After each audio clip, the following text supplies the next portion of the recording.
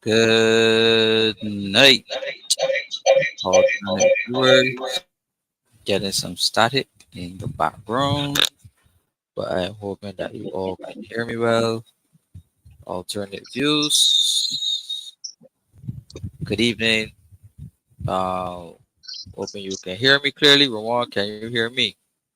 Yes, I can hear you. Can you hear me? Yes, I can hear Beautiful. you loud Beautiful. and clear. Beautiful. That's good. So, That's welcome good. to Alternate Views One and All.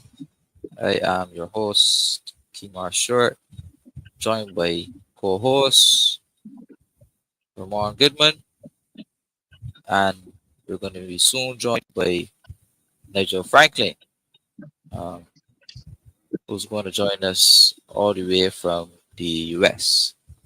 So I want to welcome you all to this evening's program on the 28th of November, sponsored by Lifelong Learning,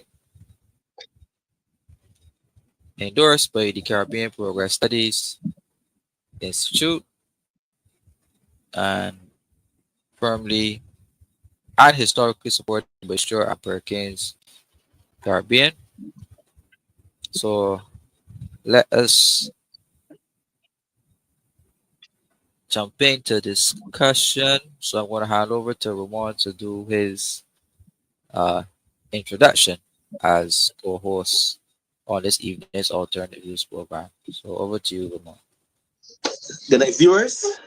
Good night, panel. Good night. Uh, Same thing, co-host panel.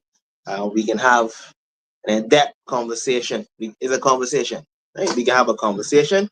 Barbados's mid-year economic review. And we're going to have alternate views on that. We can look to dissect it. We can do some learning. This program is sponsored by Lifelong Learning, and we can do some learning here tonight. Right, all of us will learn tonight. I want you to continue to send your queries, send your comments, because the word here is learn, right? And we can have a real good time on this show here tonight, as usual, right? And I want to just in advance thank you guys for taking the time out of your busy schedules and having a listening ear. And obviously, you'll be viewing us as well too. So, seeing a lot of the action that happens here every single Thursday night, 7 p.m. Right? So, uh, I hope to soon, obviously, introduce Nigel. Nigel is backstage. He is soon going to tune in, but we can have a real good time tonight for sure, no doubt about it.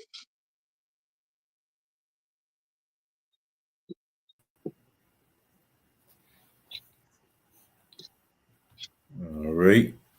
Good evening, good night, viewers. Yeah, Kemar, Ramon. Thank you for having me for another week. I know this one is a special one. Independence 2 days away. We're very interested in discussing the developments in this document, this Yeah, mid-year review of the government of Barbados. yeah, but thank you very much, Nigel. Um, as you said, this is 2 days before independence, and independence is obviously a very special thing for Barbadians. As you can see, I have my earphones that are independence colors.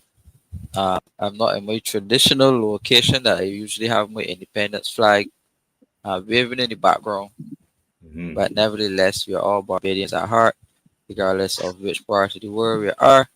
We have the most unique accent in the world. Absolutely. Yeah. So we're going to have a very national discussion tonight for Barbadians all over the diaspora. So let us take in some comments early. So we have Lemuel Tell, who's saying good night, a happy independence. Happy Independence to you, Lemuel. Rhonda Paris is saying good night. So good night to Rhonda. Good night to Manasseh King. Good night to ADG. Saying good night to Kimar and all alternate viewers. Good night to Jefferson Sobers. Saying good night, Kimar and co-host. And Sir Alfred Benjamin saying good evening, Kimar and co-hosts and viewers. Good evening to you, Sir Alfred. So thank you all those persons. Patrick is Lanes. Good night, everyone. Thank you very much, Patrick. And for all of those loyal patron supporters who are online but may not comment, we want to encourage you to at least like alternate views and share alternate views to someone. It could be a colleague, it could be a friend, it could be a parent, it could be a child, an uncle, a brother, a sister, anybody who you think may benefit and who also has something to contribute as well. We look forward to hearing you on alternate views tonight. Christopher Harris, Ramon, is online tonight. So, Christopher Yeah, man, usually brings. our guy for sure. Yeah, man, our guy Yes, for sure. nice. Mhm. Right. So I have a piece of something to show you guys here. You know, so we think that it could go somewhere here tonight. Whoa, let me just quickly put it up to celebrate independence. This is a very whoa, not getting it going up. Right, that's better to know, fellas. It's there to see for all and sundry. Independence Barbados. Hey, can't see it too much, but at least it's there. Christopher is saying good evening to us. He's saying that the fellas are in suits. Hey, yeah, yeah. Sure. So the fellas got some compliments tonight.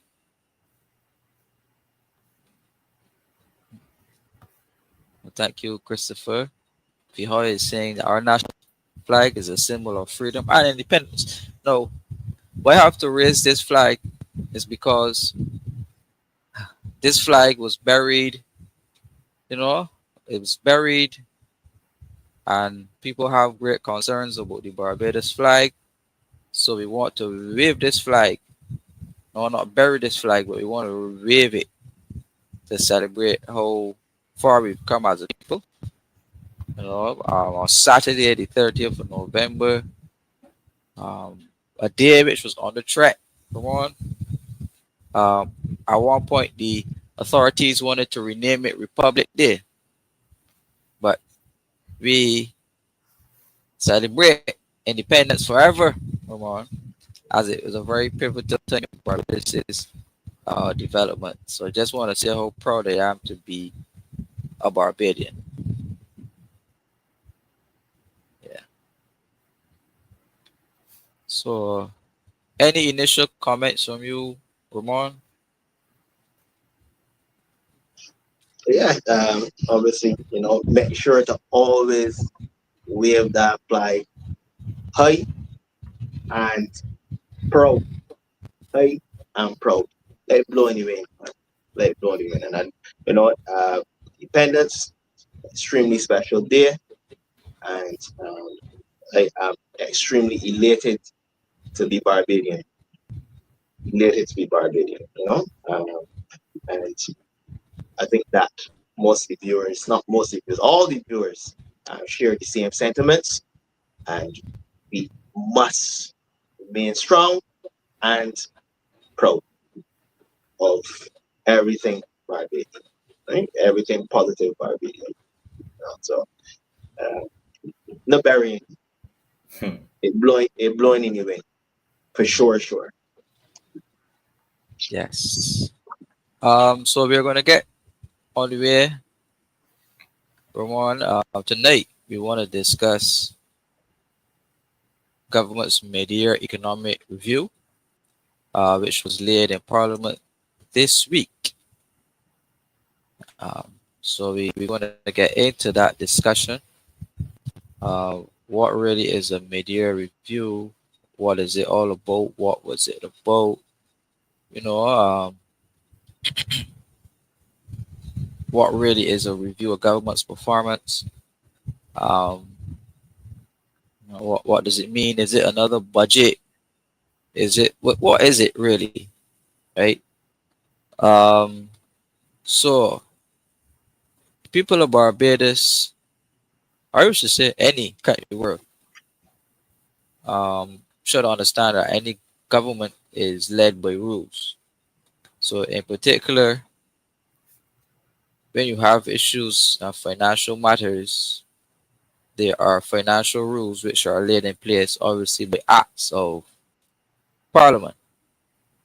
So the mid-year review, we really didn't have mid-year reviews or public mid-year reviews per se, or to say are given so much publicity.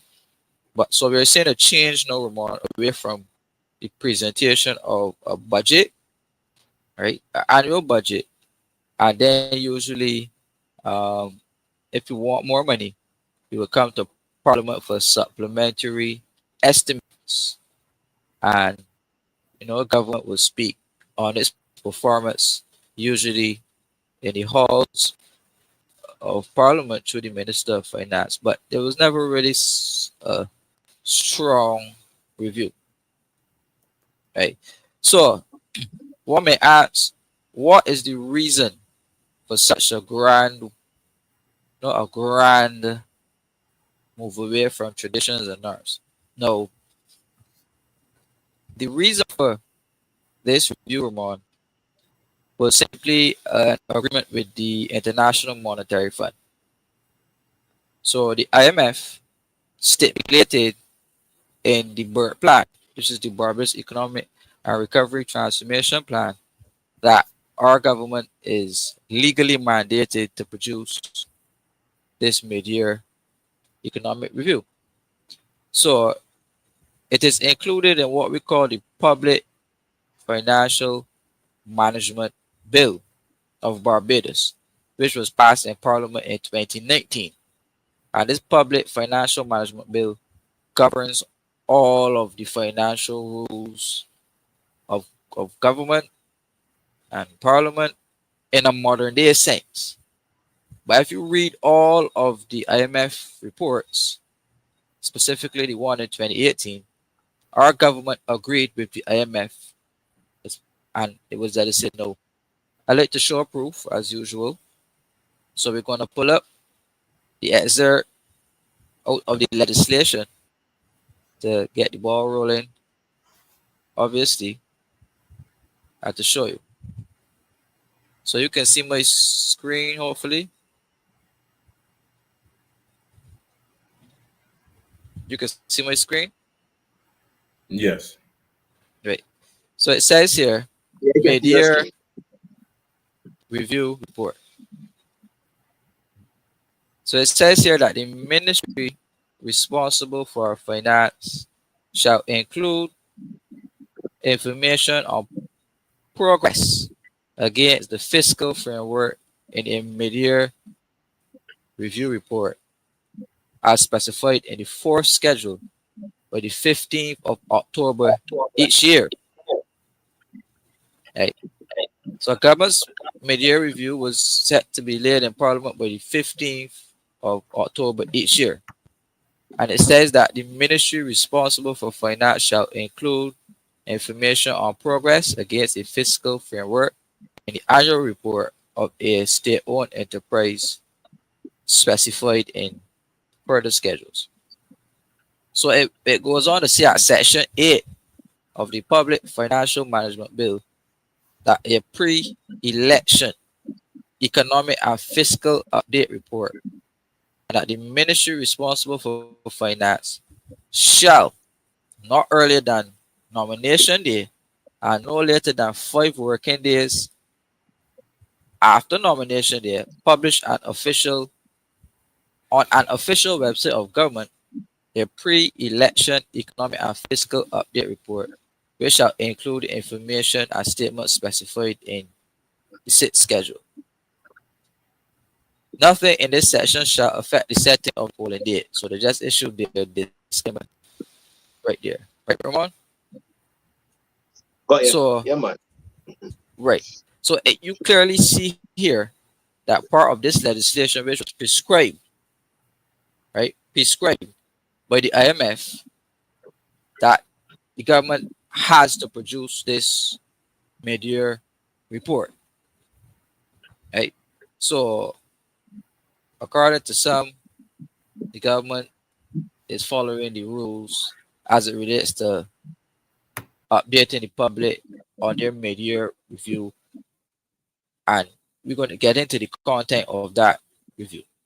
So, in setting the premise for the discussion, right, and why we were required to, why the government, sorry, was required to do it, is because it is based on the law and mandated due to being under the IMF program that you produce this report along with a pre-election report.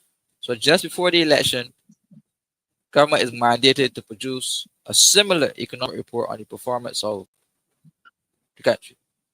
Now, fellas, I want to ask you, you know, um, mid-year report. What do you think about this mid-year report? What are your initial thoughts? Any comments on it?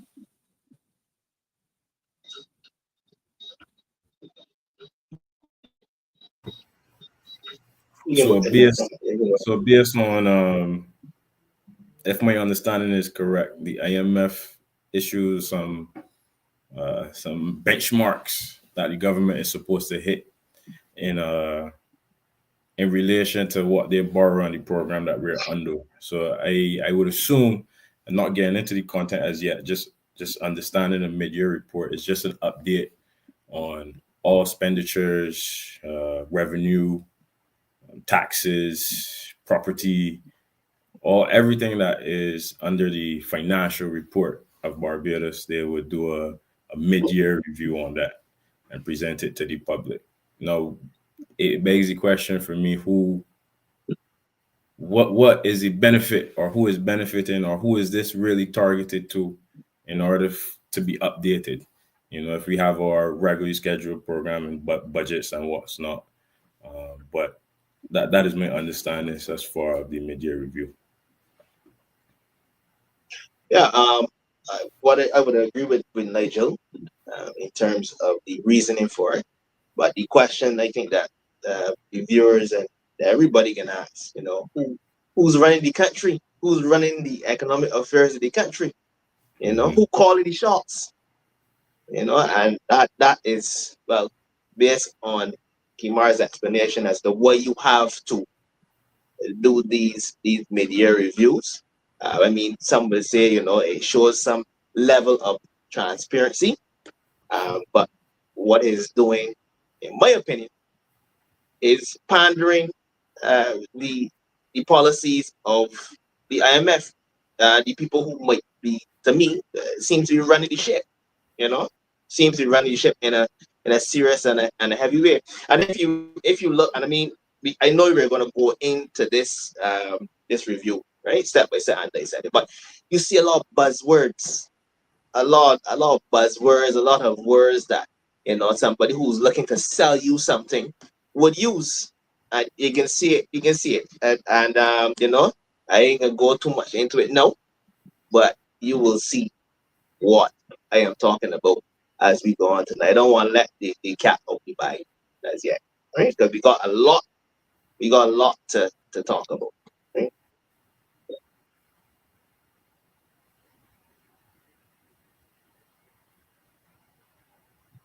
You're muted, You're Kimo. muted, right? Yeah, sorry. Yeah. So, as was said, we established that prior to the IMF's guidance and prior to the reforms of government, we were required to produce the bill as part of, a move to modernize government finances, so to say. just using their terminologies. Um, so I wanted to bring it more to your face, right? That you can see what we're trying to get at as it relates to the IMF's role in this particular.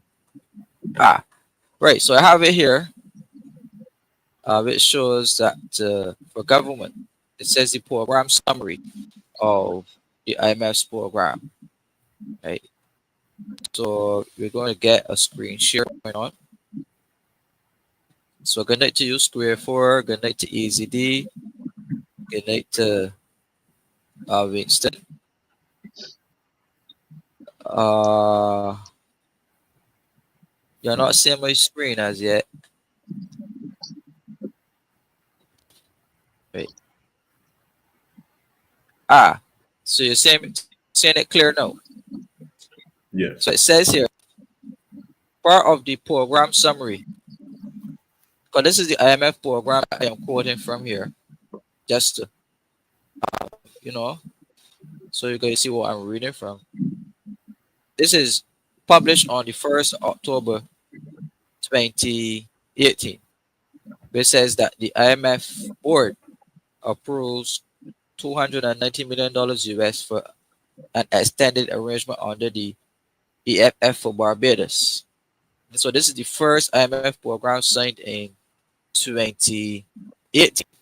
So we just wanted to scroll back here, and it says here that a planned comprehensive review of tax policies is expected to lead improvements in the tax system, the adoption of a fiscal rule, and reforms in public financial management will help to sustain the fiscal reform effort. And part of the effort, again, is reporting the government's mid-year review. Again, this is the IMF program I'm quoting from. If you look at the program summary of the IMF work plan, it says here that a key element of the authority's homegrown economic reform program are, if you come down here, it says the fiscal adjustment effort will be supported by the adoption of a fiscal rule and the public financial management reforms. I get right. So again, based off the legislation that I showed you guys previously, you will see where that legislation originated from, which is this document, which is the IMF program. Right? So we're connecting the dots when Ramon asks who's really steering the country. Right. So these programs here definitely originates from the right. These programs here are shows the where it originates from, or where the idea of it originates from. Right. So and understanding the overall structure as to why the government is making this move, you get that. You see that here. Right. And not to be going backwards, but I want to show you again that it was legally required based off the legislation, the Public Financial Management Bill again, right here, that the ministry responsible for finance shall include information on the progress against the fiscal framework in their mid-year review report as specified in the fourth schedule by the 15th of October every year. Right, Ramon? So we definitely see the conditions of the IMF program showing up in even in Parliament in our day-to-day affairs and how we run and manage the country. Now, to get into the meat of the matter here, right? Our Minister of Finance, who's Minister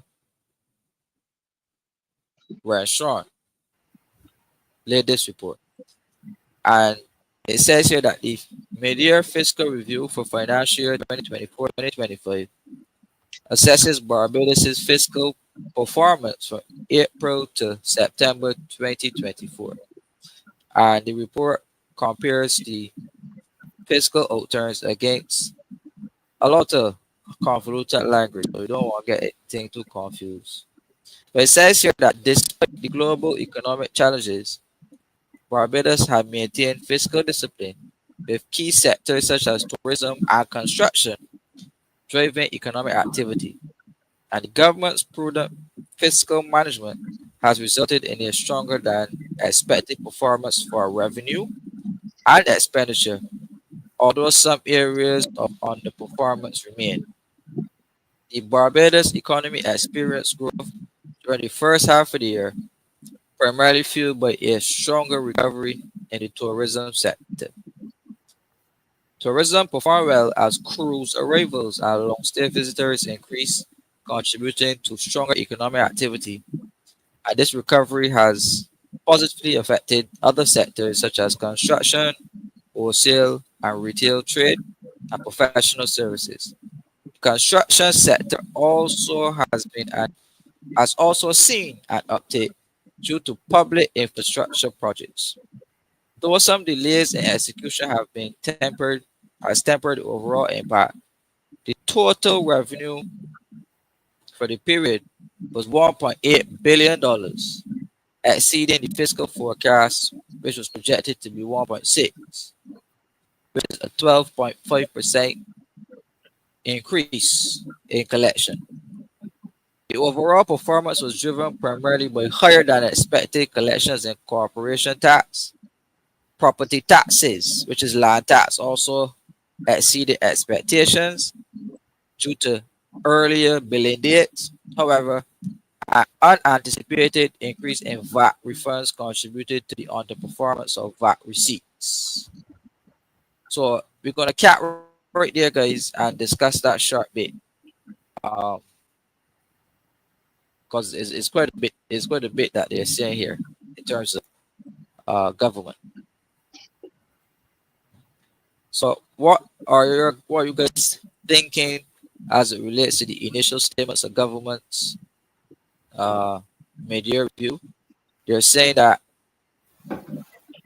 this recovery that we're having was fueled by the strong recovery in the tourism sector, that cruise arrivals and long stay visitors increase, and this recovery has positively impacted other sectors such as construction, wholesale, trade, and professional services, and an uptick in public infrastructure projects has assisted the construction industry, and our total revenue was $1.8 billion, 12.5% over the projections. Any initial thoughts?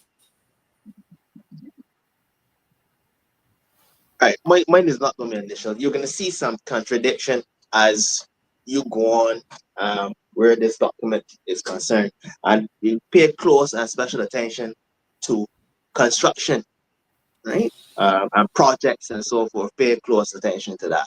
And I want to say again, pay close attention to the word construction, and which would have driven economic activity, right? But they're saying it would have driven economic activity, right? In terms of obviously tourists coming in and they're spending longer than usual, that might not be disputed. But the question you must ask, this is compared to pre, this is compared to pre-COVID, pre-COVID levels. That's the question you must ask, right? Or post-COVID levels, right?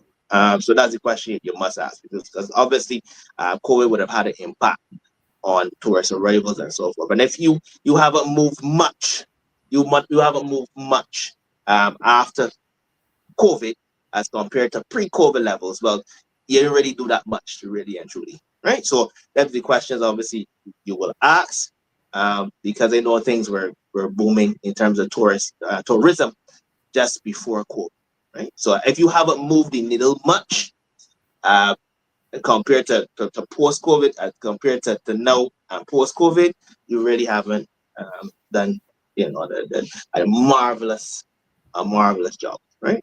Well, talking about pre-COVID, right? You haven't done a marvelous job, in my opinion, right? So that is my one piece, and again, I would have more comments as the The article rolls on, um, and you can see, as I said, you're going to see some contradiction as time goes on. Right? Yeah. Okay. At face value, 12.5% increase in total revenue from 1.6 billion to 1.8 billion. It sounds good. You know? In the business, profit is the game. So at face value, again, you would say that that is good.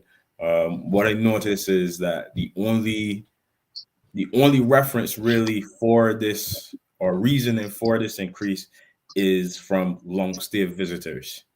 That's one thing that we have to depend on for increased revenue, which isn't just tell you you can't depend on one thing. Don't let left know what the rate doing. But as far as how the document is structured, you would think, okay, we on the right track. We're going places. Um, as per Ramon alluded to, as we get further in the document, you would more see it revealing the truth of the matter. Um, I would quote one number that I've seen from within the document, which is the increase of long stay visitors was only not only, but 17.9%. That is what allowed for that 12.5% of total revenue increase. But we will see more as we dive into the document. Well, my thinking initially about it, uh, long stay visitors. Who's likely to be a long stay visitor? Either it has to be a person of age, obviously pensionable, somebody who does not work per se because they can't have a job and being a long stay visitor in another country per se. So I would assume that that is an age demographic that we are targeting, right? So if senior persons are have been coming back to Barbados, I'm assuming and agreeing with Ramon that those are the persons who were grounded during COVID, right? Right? Those are the persons who are recovering from the impacts of the COVID, the pandemic, right? So you have senior persons coming back into the country, meaning that you're relying on the same traditional market that you always had. That those persons coming back into the space, but the persons you had before were not enough to ensure that you were earning surplus of revenues, right? So it still didn't necessarily give us what we needed because we still have very very large foreign exchange deficits on the accounts right now. So even recovering all traditional markets for me, um, it's just that recovery, getting back some of what you had before. So we have here on the screen, fellas, an article. This is the minister, the Ministry of Finance, Strawn, and it says here that again, Barbados' revenue collection for the first half of the year has outpaced expectations by 12.5%, achieving the a stronger than expected profit performance. And this was revealed on Tuesday in a ministerial statement by the Minister of Finance, who highlighted key segments in the media review as mandated by the Public Financial Management Act 2019. So he gave the different collections. It says here that we quoted this figure 1.8 billion in revenue collected between the period. Uh, corporation tax brought in approximately 384 million. Land taxes. I hope Point Barbadians see this. Land taxes. Property taxes also exceeded expectations, totaling $180 million, nearly double the forecast of 86.47 million. Ramon and Nigel. So this is a very important conversation that we need to have, right? the fact that land tax collection in Barbados has doubled, right? You see that figure? $180 million in property taxes. Right? So people who are buying land in Barbados, Barbadians who were faced with changes in the land taxes recently. We had land taxes put on in the same IMF plan, and then we have more recent land taxes or changes in land classification. We saw a massive increase in Barbadians, the rates they were being charged for land taxes. If you look at this, fellas, look at this property taxes. Where if you own a house, a land in Barbados,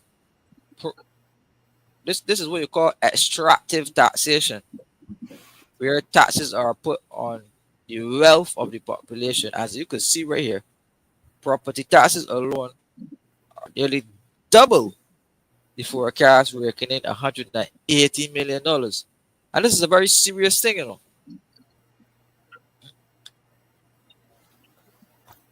No, Kemar, I want to cut you there because that is the figure that stood out most to me in reading this document. The amount of money that the government is able to procure from the people in just land tax.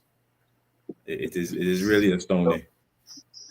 I found that this year, especially in terms, there was a buzz, there was some level of talk where land tax is concerned. Everybody, to me, seems to be rushing to pay the land tax, and it was more, Mhm. no more noise was made this year, this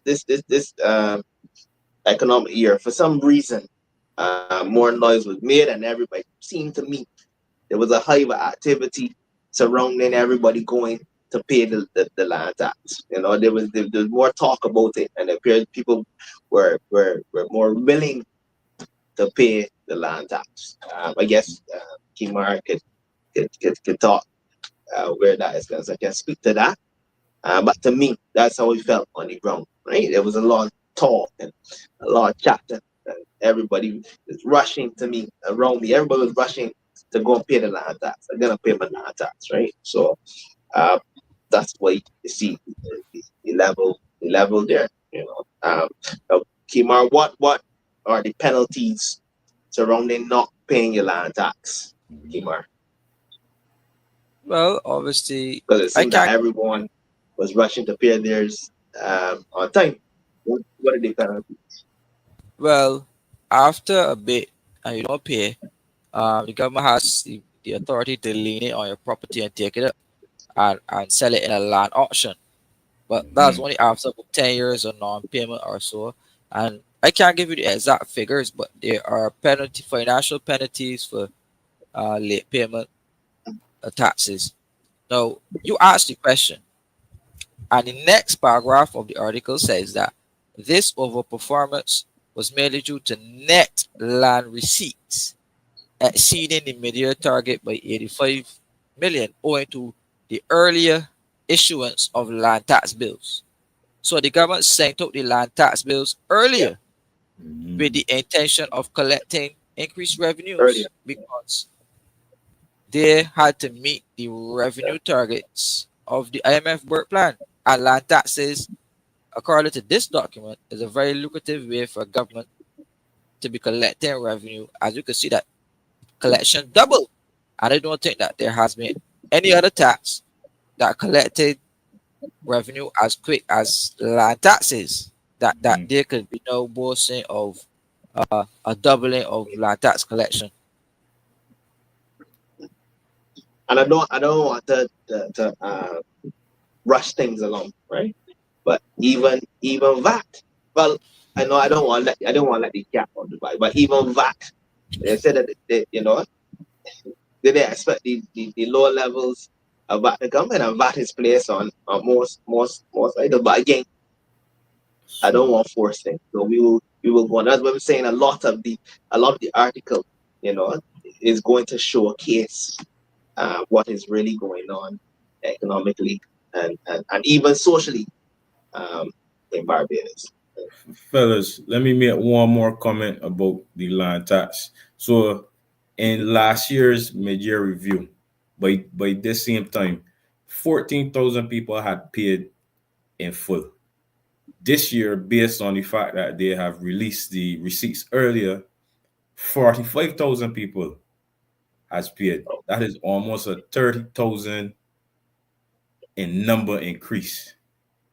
There's an estimated 81,000 people that are supposed to be paying land tax, with almost 220 million dollars is what they expect to receive from property taxes. So we're talking a lot of money there.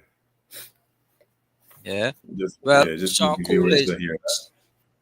Sean Cool is arguing that the revenue could be from sale of property, but that is not what is quoted in the thing. It Hmm. clearly said that the overperformance was mainly due to net land tax receipts, Hmm. right? Owing to the earlier issuance of the bill. So it's not necessarily a case, Sean Cool, where they sold property and earned money. They clearly said by their admission that the early issuance of the bill brought any money.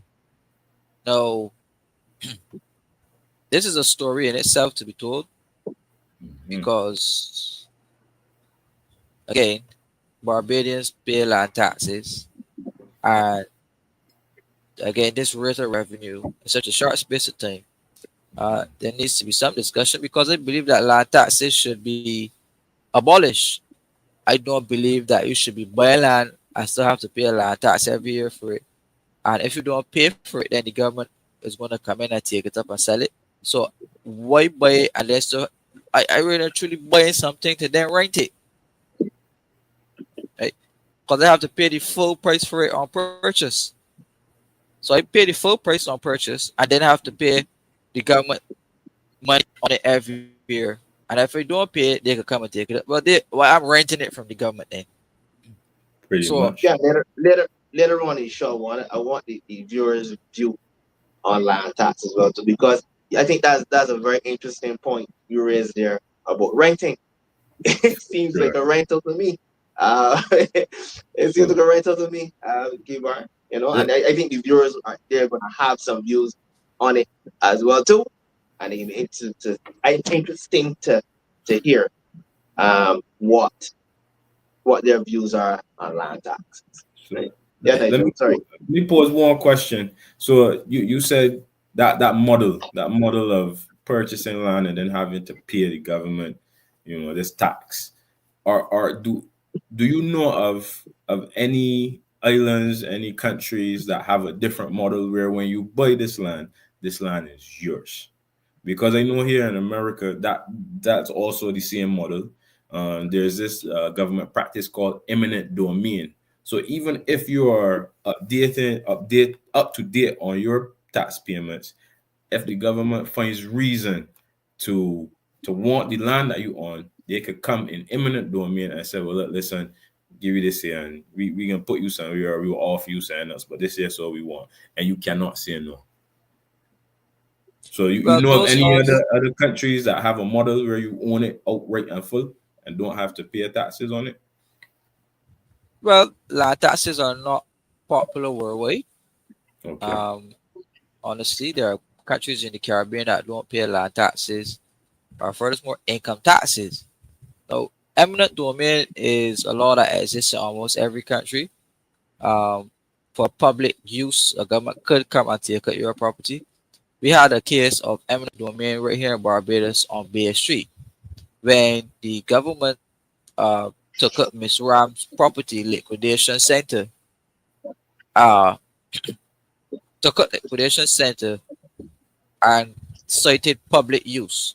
Now, the way the government of Barbados did it, I have a problem with because they took up Miss Ram's property and they are saying that they are giving it over to a private developer, right? You don't usually see governments taking property from private citizens to then give it over to a private. The government will take it for itself and build property on it. So the question should be asked: how come the private developer did not face the real estate market and purchase the property at defer property value or whatever between the owner and the investor. Why did the government have to get involved to take away the property and then give it over to the developer? So that is called a misuse of power, abuse of power. Now, Mm-hmm. eminent domain has its value. Eminent domain has its uh, value, and there are some instances where the government should take over properties for the greater good or for greater public use. But I don't support taking it to give private investors. Private investors should face the market on their own. Right? Now we want to move on because we have a lot of other things to discuss. So in quoting here, it says that the media report also highlighted restrained government expenditure, meaning that government was not spending money or lavishing money, right? And the minister said that the underperformance in expenditure was mainly due to delays in capital project execution, particularly in infrastructure projects such as road repairs and housing developments. So, Ramon, you spoke about contradictions. And if I could remember and recall, it said in the executive summary of the report that we read earlier that the construction sector has also seen an uptick due to public infrastructure projects, right? That is what was said. I'm not going to put it right here on the screen. So the minister is saying in parliament, right? Because what we read here was a quote of the minister. The minister is saying in parliament that there was an uptick. Let me rephrase that, or let me get it back here again. Sorry, he said there was a delay, sorry, in expenditure mainly due to these projects. That's what the minister is saying. But in the report, they're saying that it was an uptick. So let us get Kemar, don't do that. Yeah. do what? You can't out Dubai. You can't out Dubai though. Because the little down in that same article, in that same particular article, you can see it again. You can see that contradiction. But you go ahead. You get through. But yes, So that is the contradiction. Because remember the key word there, construction. He yes. mentioned construction, and you know there was a reason why revenue is high because of construction and tourism. But now you're saying something in this particular article, but you can see that contradiction in the same article initially that you read. You can see that contradiction as well. So on the screen it says there again that the underperformance in expenditure, meaning that government that was not spending the way they wanted to because of delays in capital project execution, particularly in infrastructure projects such as road repairs and housing.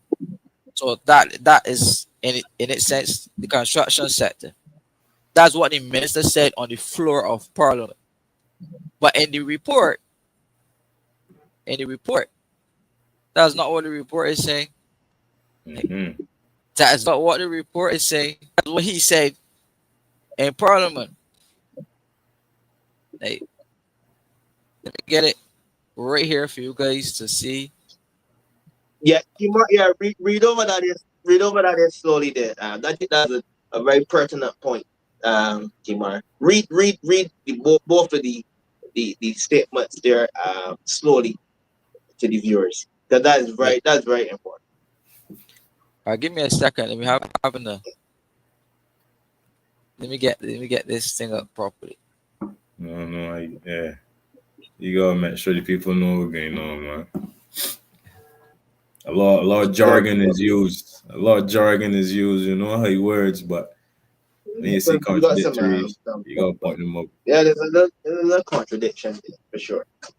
You know, and I even looking at the same document as well too, and I can if I find it before Kimar, I will read it. Right, I got the first piece, and that's at the beginning of the document, executive summary. Right, I got the first piece here, but I don't want to just read that first piece and then um, I want to look for the second piece so I can read both together. Right? So you can read Yeah. both together. Because they did mention, yeah, yeah, All right. My screen is loading, so virtual. I'm going to bring it up, and it should be up now. The government Yeah. of Barbados Media Review Report. Right. Mm-hmm. So let us scroll through here. We're going directly to the executive summary. Yes, yeah, Urgent executive summary. That's correct. right. Right. Ah, so it says here clearly in the executive summary. Right. We're coming down here. It says right here where the cursor is at. The construction Yeah, sector has also seen an uptake due to public infrastructure projects, though some delays in execution have tempered the overall impact. Right? That is what is included in the report. However, when you listen to the minister in parliament, the minister said, right, the minister said that the underperformance in expenditure was mainly due to delays in capital project execution, particularly in infrastructure projects such as road repairs and housing developments. That's a big contradiction. so that's considered construction as well too, right? Kimar, that is correct. Yes, That's correct, right? All right, good. So yes, from that same document, I found it. I found it, right? And I want the viewers to hear carefully. Capital expenditure was the area of underperformance, right? With spending for the period totaling 107.44 million below the forecasted 136 million and that's by 28.52 million. The underperformance is expected capital expenditure is primarily attributed to delays in infrastructure projects. Several public works projects have been initiated, including road repairs and housing, but they get money yet because there's a delay. So I'm trying to wrap my head around that. I don't know if any of the viewers, any of the panelists, co-hosts can understand that contradiction there. I don't know if they were done on two separate years or periods, but I confused it, right? And I told you, and I know we got to it quicker than they expected, and I got to it quicker than the viewers probably expected as well too. But we are here now, right?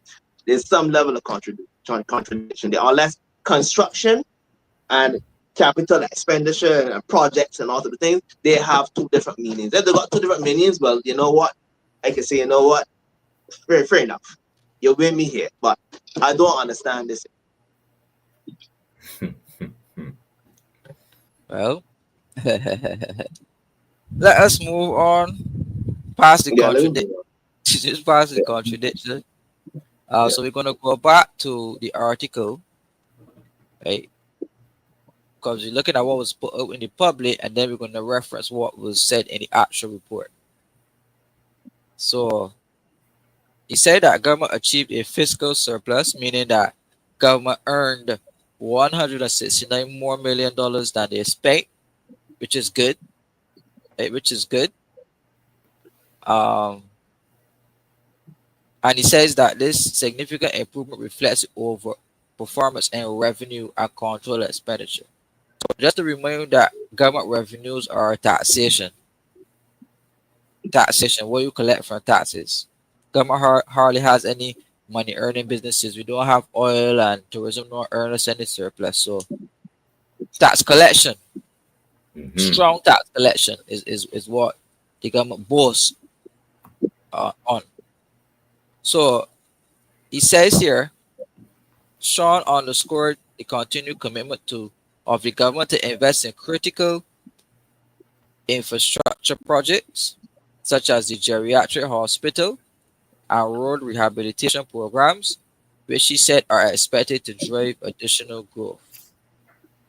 The government economists reiterated that the economy is expected to grow by 3.9% by the end of 2025. led by the tourism and construction sectors. So here you have it again, construction. Mm-hmm. Touching on public debt, Minister Strong reported that as of September 30th, 2024, the total public debt of Barbados stood at $14.8 billion dollars, or 104% of GDP. And he reaffirmed the government's commitment to responsible debt management, including timely debt service payments, which totals $717 million dollars during the first half of the financial year. So that's just debt payments alone. Right? So for the first half of the year, we paid out $717 million dollars in debt payments. And the minister is saying that we remain committed to sound debt management. So I'm just going to pause on that particular point there, which speaks about the total national debt of Barbados being 14.8 and the debt to GDP being 104%, along with the fact that so far we paid out $717 million dollars, and we still have more months to go to the end of the financial year, which is going to end in March next year. So I want some thoughts from you guys on those facts. Our percentage ain't good.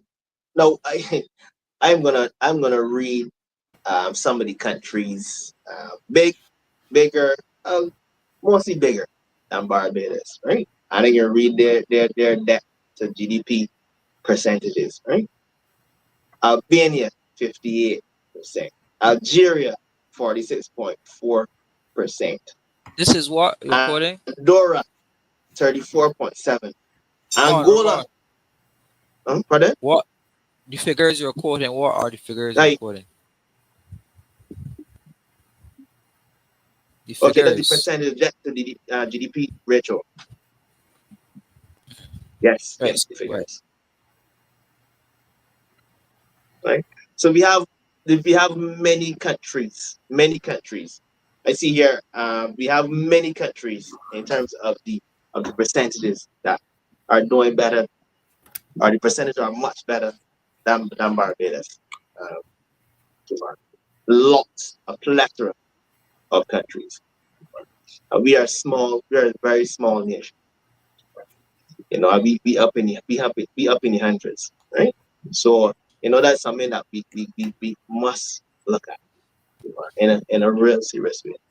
Enough that, uh, you know, enough that, we're not producing, as we should, right? They got nothing to produce. They got nothing to, you know, make any money. So, as I said, these figures here, they're much bigger countries, um, much bigger countries. Some a little smaller, but we are the top of the list in terms of how high our percentage, our public debt is. Kibar. Very, very much so, right? And viewers as well too, right? Because I did. I said, well, let me just see the numbers of the other countries, right?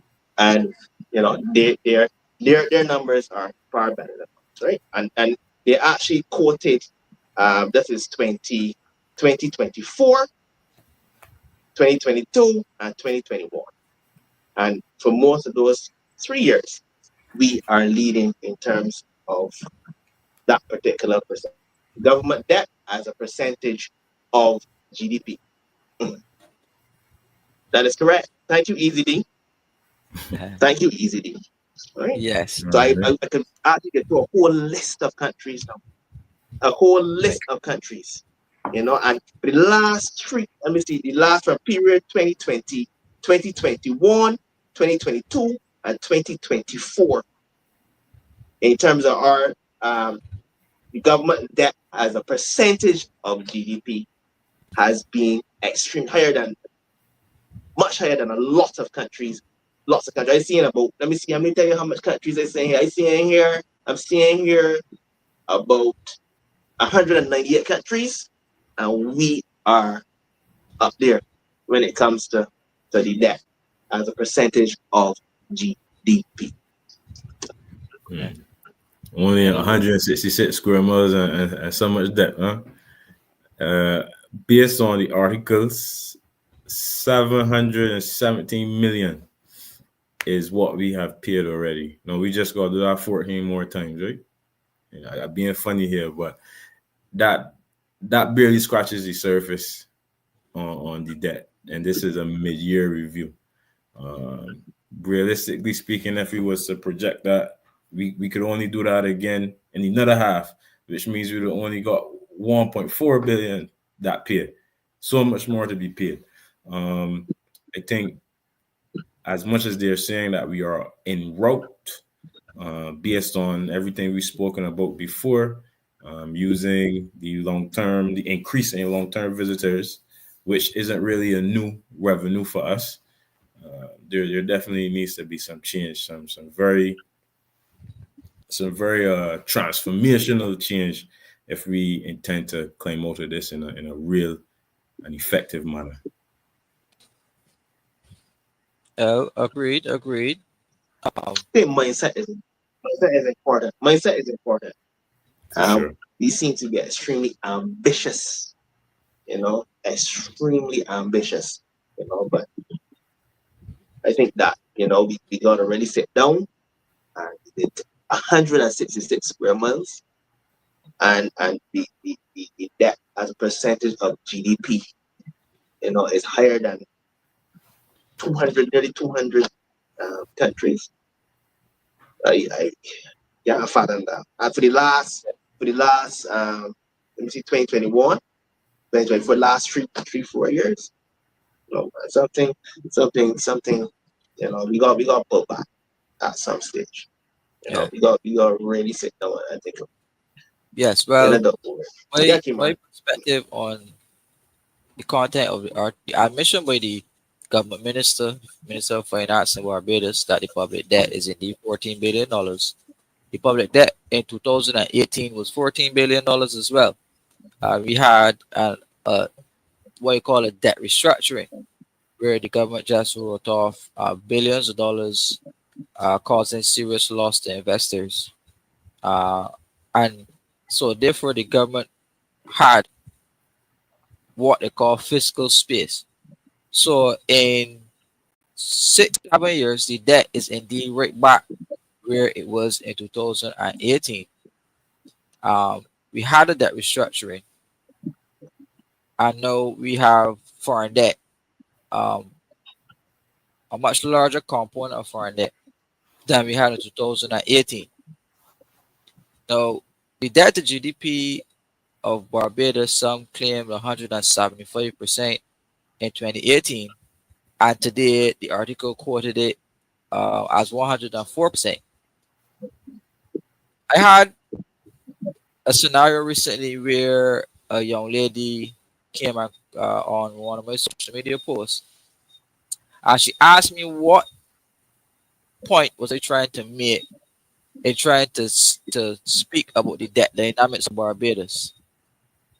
I was quite confused with the question. First, me say that in terms of what point that I was trying to make, and she put out a chart indicating debt to GDP ratio similar to what Ramon did, and said that Barbados's debt to GDP ratio was on a downward trend since 2018. It's down from 175% now to 104%. Now that that's looks good to say that debt to GDP drop, but in the explanation of it, you understand it. So the explanation indeed is the debt to GDP went down because of a debt restructuring, and not necessarily that we were paying off debt. They were just written off. The debts were just written off. They were not paid. Right. So right. So the debt to GDP ratio dropped, but the public debt still back at the same exact thing that it was in 2018. So this question should be asked now: what was the point of the restructuring if the debt is back to where it was back in 2018 with an additional debt load of foreign debt?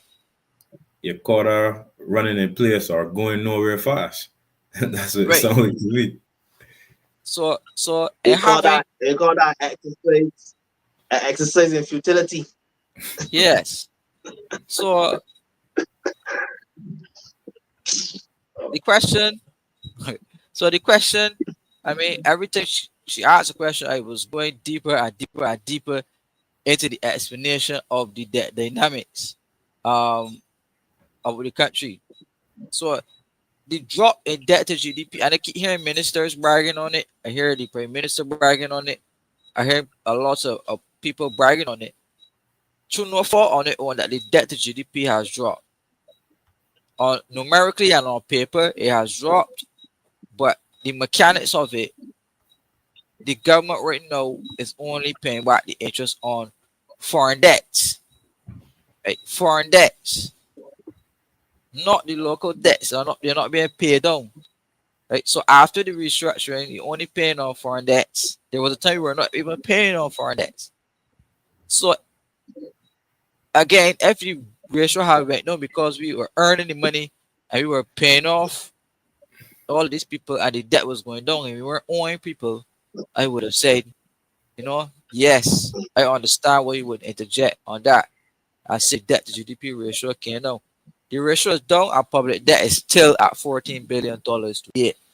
So much so that every citizen in Barbados owes $40,703 per individual. I don't want to. I want to play that post for you guys.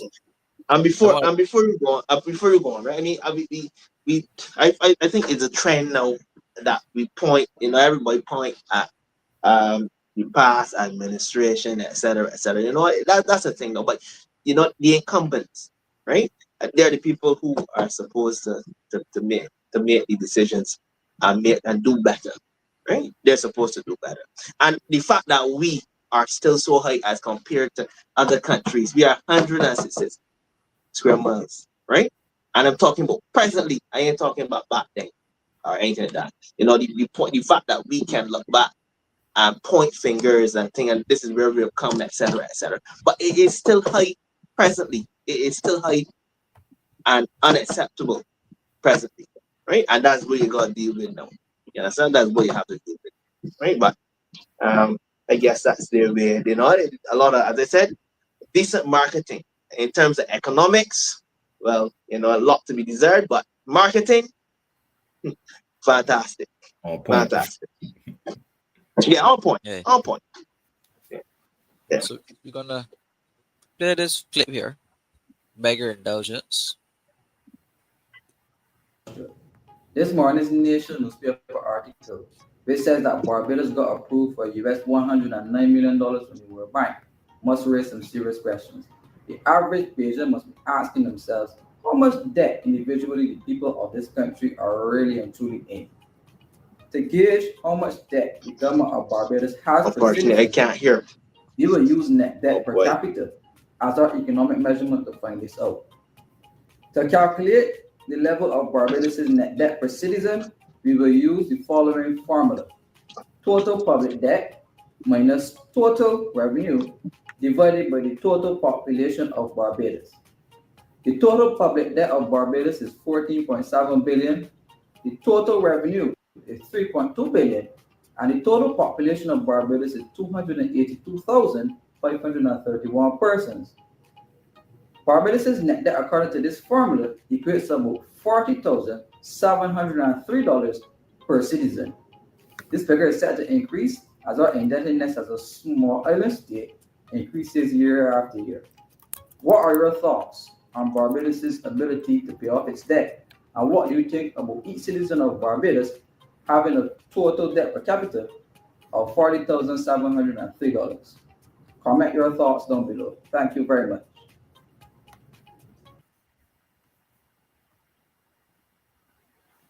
You muted, Kemar. Yes. So $14 billion in debt with a debt per capita.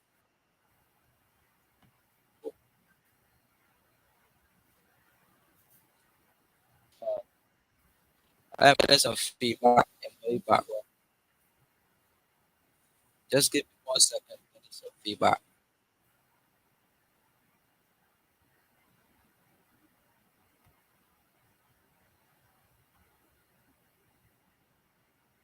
No, I wasn't getting any feedback. Sorry, good on my My end also. beautiful. All right, we good to go. Yeah, Right. Kimar, we would love to hear the breakdown of that. I was watching that and I tell myself, okay, you got your numbers. Can't argue with the numbers. So let me hear the true breakdown of that. Yes. So in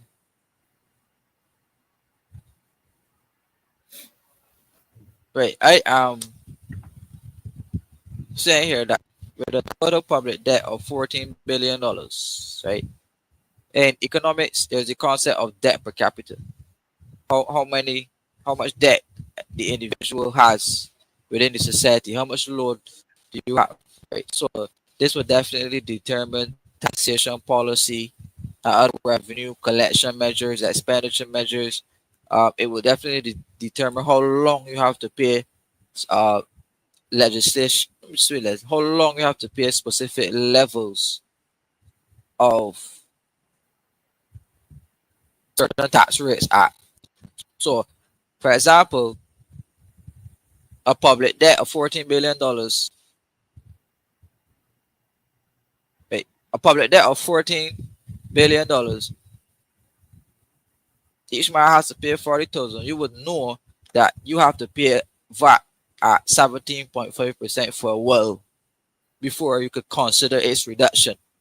You would know that garbage and sewage tax will be in place for a while because you have debt levels so high. So the higher debt levels you have, particularly for a small country like Barbados, who depends on tax revenue to run the country. Like anytime the government runs in a shortfall, the government has to borrow our tax. Right? The rate that we are borrowing, there will come a time very soon that the ATM is shut off because we'll reach our borrowing limits. So when we reach our borrowing limits, as a country that has very limited productive capacity, the only option left is to tax. Right? Tax and cuts, tax and cuts. So the society will definitely feel the brunt of these measures. Right? Having public debt, having a public debt that is so high for a service-based economy, for an economy that has very little agricultural production, very little manufacturing production, very limited export capacity, very limited capacity to earn foreign exchange, because majority of the debt that we're taking on is not Barbadian denominated debt, but foreign denominated debt in foreign currency, meaning that we have to earn more and more and more and more foreign currency, like, to survive. And that is where the issue lays. And we clearly saw that we spent $717 million in interest, right? The year is not finished yet. Right? The year is not finished yet. And that is what we paid out in interest alone. Now think about it. If we had $717 million available right now to spend in Barbados, more roads will be done. The Queen Elizabeth Hospital could be repaired. There could have been a reduction in garbage and sewage tax. Housing developments could have gone up. Like, so the more interest we are paying out of the country, the more disastrous effects it has on the individual man and in his everyday life, as the government will not be able to subsidize our lifestyles to the extent that they traditionally did. Question for clarification, Kimar. So you're saying that the interest rates has become so high that they now take precedence over taking care of local and public infrastructure, jobs, etc. So is that the case? Am I understanding that correctly?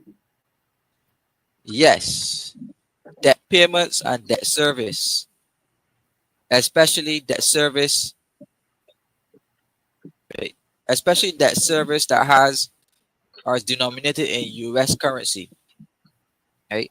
You don't want to default on debt and ruin your financial reputation as a country. Although Barbados defaulted on debt for the first time in its economic history in 2018, we never did that before, and it is not a good look to do it ever. So you, as a country, you have to go and earn that U.S. money to pay your U.S. denominated debt. However you earn it, you earn it. So you could earn it by saving, meaning you could cut back expenses so that you could save. Um, you go and borrow it from somebody to pay down debt, which is never a good idea. You find a way to earn it in terms of some productive sector because you have to pay it. And even if it involves cutting resources allocated to the ministries, you have to do that because every time you miss one of those payments, the cost will go up substantially and your financial reputation as a country is ruined. Okay. One more question. So what you were saying, just for clarification, the value added tax that the agents have to pay, that is what is going forward to paying our public debt. And the additional taxes that are coming, like the sewage tax, land tax, etc. Is that what is going to contribute to paying those taxes or paying off those debts, rather?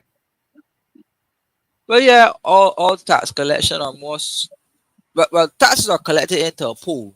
So the consolidated fund or most taxes, sorry, collected into the consolidated fund, right? As you know, government will have two accounts, which is the current account, which is the US dollar account, right? And then your local account, which would be basically your primary balances and stuff, right? So that's the primary balances will be your internal accounts, right? What happens in Barbados. So your primary accounts are managed by the taxes that you collect locally. So the same VAT that you asked about, sewage tax, land tax, when you collect a surplus, that's called your primary surplus, right? If you don't earn enough revenue and you spend more than you make, that's your primary deficit, Mhm. right? So the taxes that you collect manage your primary accounts. And then when you factor in interest rate costs, that is now called a fiscal account, right? So the fiscal account would be what you earn minus what you spend minus your interest payments, right? So Barbados is in a situation where on the primary account, meaning what government earn minus what they spend, we earn a little more, or no, 100 and some million dollars more than we spend, which is a primary surplus, which is good, right? Which is Right. good. That's good. You're earning more than you make and you're keeping no expenses. That's cool. Where Barbados drops into the deficit now is interest payments, meaning that already for the year we are already $717 million down in the red Mhm.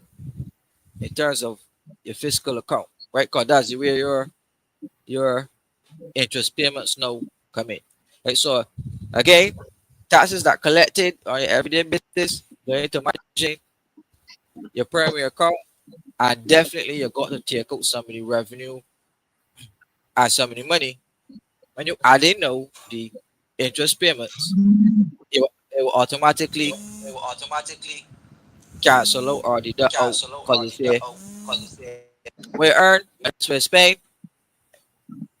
less interest payments. So if you already got a deficit, your primary surplus will get canceled out depending on the level of deficit you have.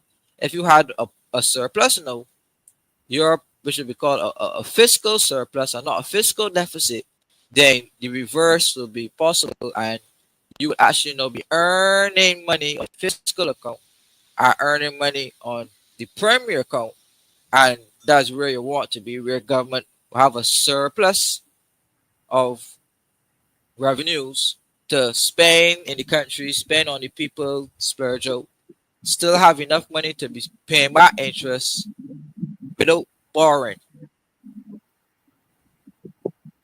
Okay. And still, Thank yeah, you go for that ahead. explanation. Yeah, I got that. Thank you. I needed that clarification. I'm pretty sure a couple of the viewers also gained from that detailed explanation. We learn all the time on this show, for sure. But I know the term public debt. I know I'm sure the viewers would have heard that a lot. So let me just give a quick definition. Public debt, also known as government debt or national debt, is the total amount of money that a government owes to external creditors and internal lenders. It includes all financial obligations incurred by the central government and, in some definitions, may also encompass subnational levels of government. Public debt accrues when a government borrows funds to cover deficits, finance public projects, and by the way, projects that probably have not gotten on the ways yet, by the way, or stimulate economic activity. They're trying, among other purposes. This borrowing can be sourced from domestic or, as Top Guy says, international financial markets and may take the form of bonds, loans, or other debt instruments. Hmm. Okay, Public okay. debt. Public debt. Yeah, So public debt. Kimar, what you was really trying to do was just enlighten the people at how much they have to do with these decisions that the government is making and how it plays a part in their daily lives, especially financially, economically. You muted. Yeah. Showing you your role as an individual, financially, how much financially you're liable to the state. Um, People might think, well, I can write a check and just give the government money. It don't work like that. The government will collect it from you via taxation and the different levers they have to get money from people. Right. So But the government, I know this sounds like an exaggeration, might be a light moment here. But that means if you have $0, your account is negative 40,000, whatever the amount that you just mentioned. A little late moment. I know it's an exaggeration, but it's gonna be negative 40,000 um and 40,000 odd dollars then if you have zero money in your bank account. yeah. Basically. But I, All I right. get I get yeah I get the like moment I I get it, know, but don't no, worry. it's just a little late moment. Obviously it's not that straightforward, but yeah, basically. Right. Don't worry exactly like that in terms of an Understood, of account or course. writing a check or you Of know. course. But Of course. Of it course. it comes in the form of tax level where the different levers that the government set up. VAT is a lever. Customs and excise duty is a lever. Garbage and sewage tax is a lever. Departure tax is a lever. The health levy is a lever. National insurance is a lever. The tax on gas is a lever. Corporation tax is a lever. Income tax is a lever.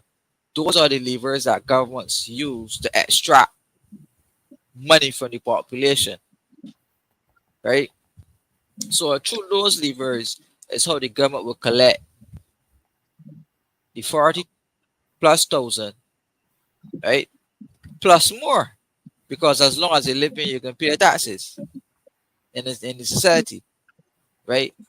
So when you're looking at tax ease, you're looking at tax ease, there will not be a tax ease in the future because each man already 40,000 plus down in the red, Mhm. right? So when you're looking at the possibility of paying less taxes in the future, you have to do things and use measurements like debt per capita and looking at the overall public debt because we need to know how possible it is to reduce taxes so the society could function much easier and breathe much easier. But based on the debt per capita that we have today, it's clear that no tax ease on the individual level is possible because of the overall indebtedness of the country and the high levels of interest that we pay right now and that we're going to have to pay in the future because of a factor called variable interest rates, right? Variable interest rates. So, people might ask, what are variable interest rates, right? What are variable interest rates? So we're going to put it up on the screen. What are variable interest rates? So we had a situation where Barbados's prime minister had to visit Washington because of a jump in international interest rates, right? And that jump came because there was an increase in what you call the LIBOR rate, which is the London interbank lending rate, right? Which is the rate that banks around the world lend one another money. So Barbados, heavily indebted to the IMF, the World Bank, the European Investment Bank, the IDB, the interest rates on these loans, the governments were saying that they were 1% loans, right? 1% loans, cheap money. But because of world economic shocks, that 1% rate, which was agreed to upfront, the shock and the different economic shocks around the world caused that rate to automatically jump from 1% to 4%, right? So automatically that represents an increase in interest costs for the government of Barbados on all loans that they have, right? Because the rate jumped from 1 to 4. Now, financial institutions around the world will love to offer you a fixed rate, meaning that regardless of whatever happens, you will pay 1% in interest forever. There's no possibility of an increase or a balloon payment or the type of extra cost coming on you if you have the fixed rate loan. But we're not getting fixed rate loans, we're getting variable loans where we agree to one, but given world economic circumstances, we reserve the authority and the right to increase our interest rates based off the level of shock that the world economy experience. Right? So Barbados recently borrowing from the US at Bank, recently borrowing from the African at Bank, recently borrowing more IMF and IDB funding. There is a very high possibility that there will be another global economic shock.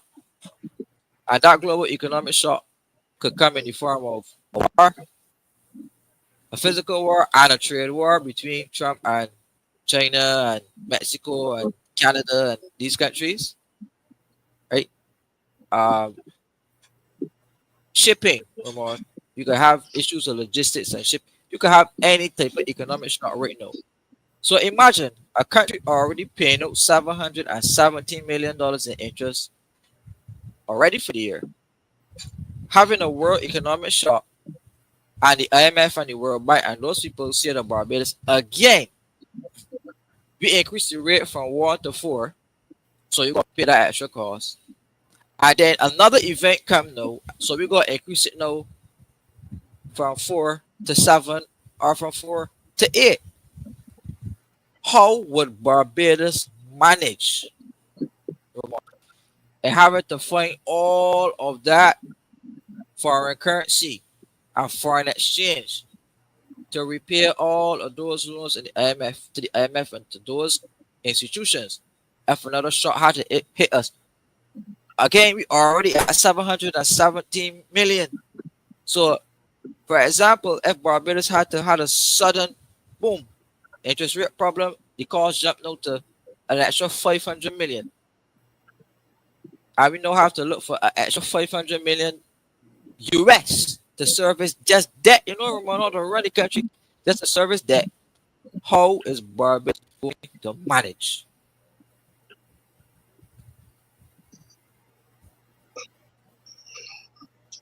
But firstly, I want you, Kimar, to be careful, right? When you start to call the names that Barbados bar from, because you might take the whole show.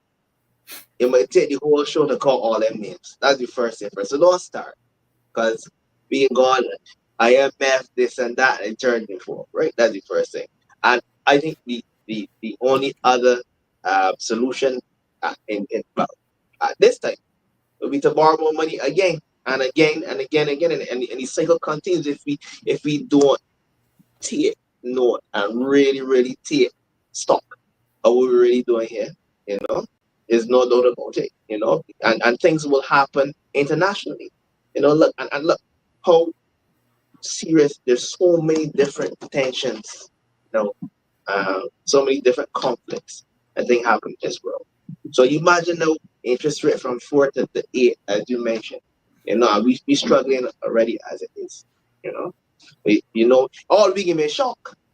They ain't only give me global shocks. All we give me a shock. Yeah, they ended up with that, right? So we really got to take stock and find some solutions out of this hole that we are in, right? And variable interest rates. Well, anything can be tied to those rates going up when you have variable interest rates.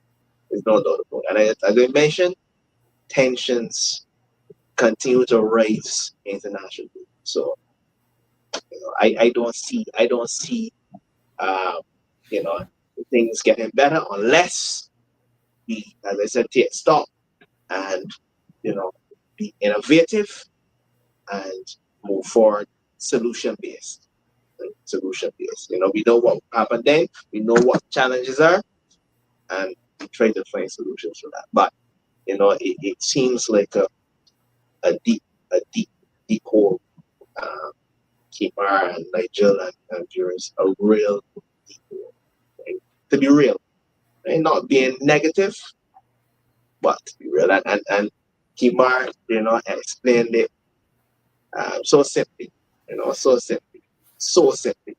And I think a lot of viewers, they are going to have a lot of comments and so forth. So I think what we should do is, obviously, Nigel will comment if Kemar has to comment again. Let's hear what the viewers have to say. If Kemar, whatever Kemar thinks, then we could go on from there. But I like to hear the viewers say, because sometimes we don't always get to hear the viewers sometimes, or see what the viewers have. Yeah. My comment ain't too long. Just to piggyback off of what you said, Ramon. We are in very dire circumstance. That is the reality of the situation. No emotion put to it. We are in dire circumstances. But that being said, we as long as we got breath every day, as long as we have forums and platforms such as this, alternate viewers, we got the intellectuals that really care about Barbados and its people and its progression in the future, its place on the world stage. I have no doubts that solutions will come, but change is slow. So we can take some time, but that's what I got to say. Go ahead. What was you, Kimo?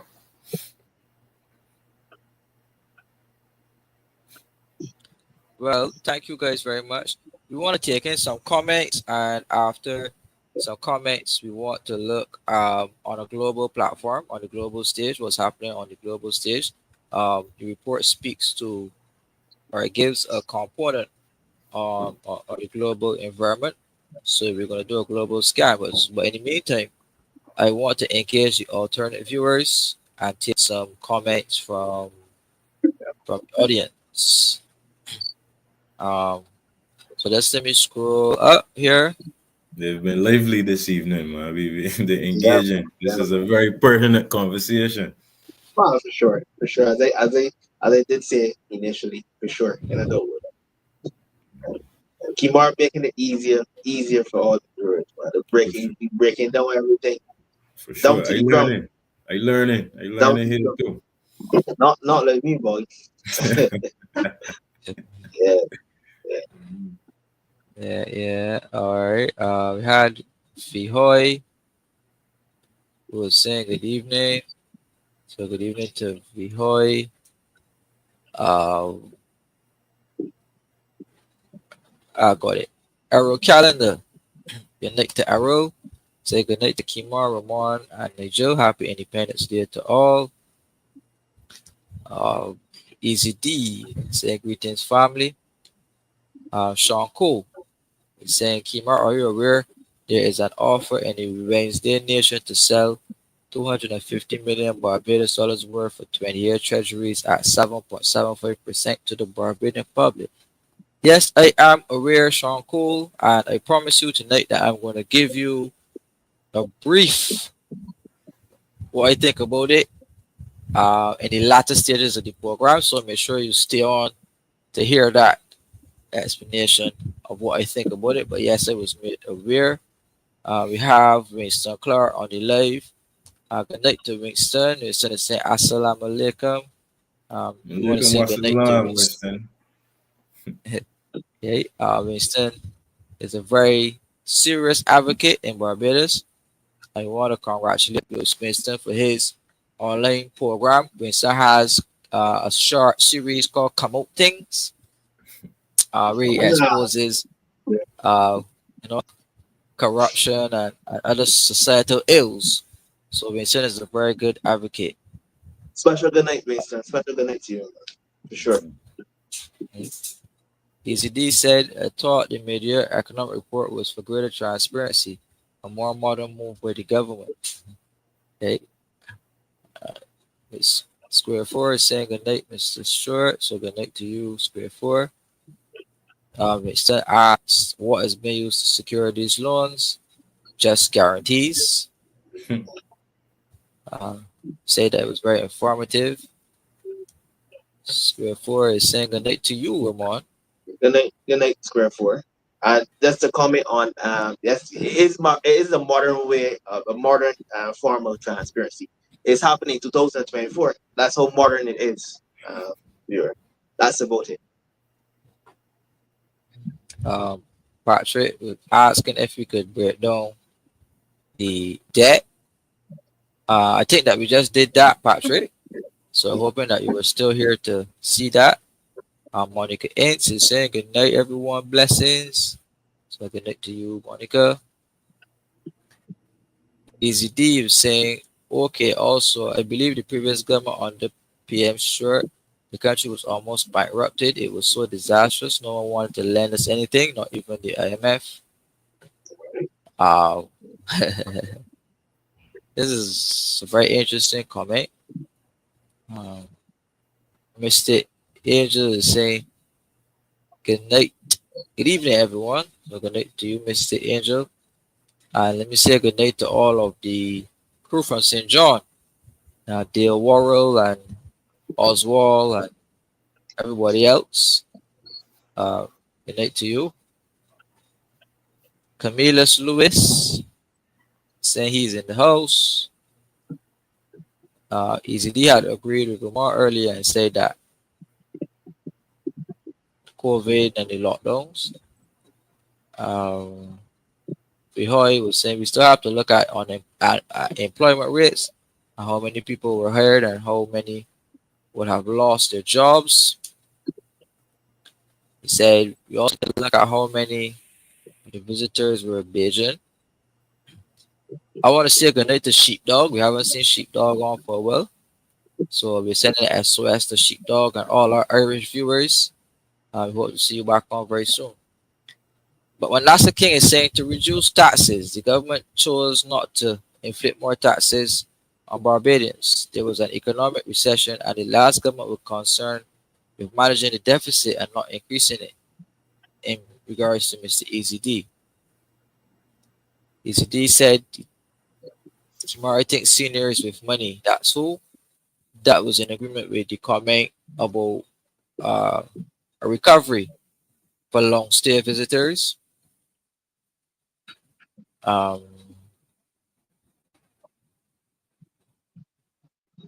John Poole said they say that the people of Barbados owe the government 2 billion in land tax. Yeah, I haven't seen that anywhere. Easy D, this country is heavily taxed, and the people people's disposable income continue to be reduced. I like the fact they're having a little debate, in the comment section. A little Uh-huh. debate in the comment section. Yeah, man. Yeah, man. A little debate in the comment Everybody got section. alternate views, No, man. that's We good. get You got alternate that right. views. You got it right. I like that. I like that. Mhm. Engagement. I like that. Right. NASA said over 20 countries do not charge property tax, including Dominica. Mhm. Thanks, Vanessa. Pamela Edwards is saying land tax numbers. Land tax is not your personal income tax, hence the rush in paying it. All right. That's right.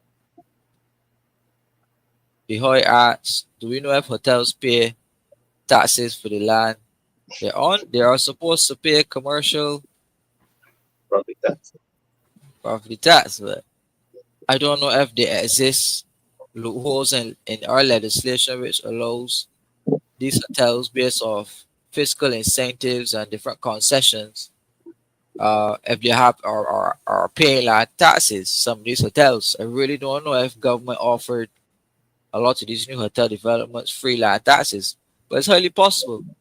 So something we need to look in. Uh, Judith Anklar is saying good night, everyone.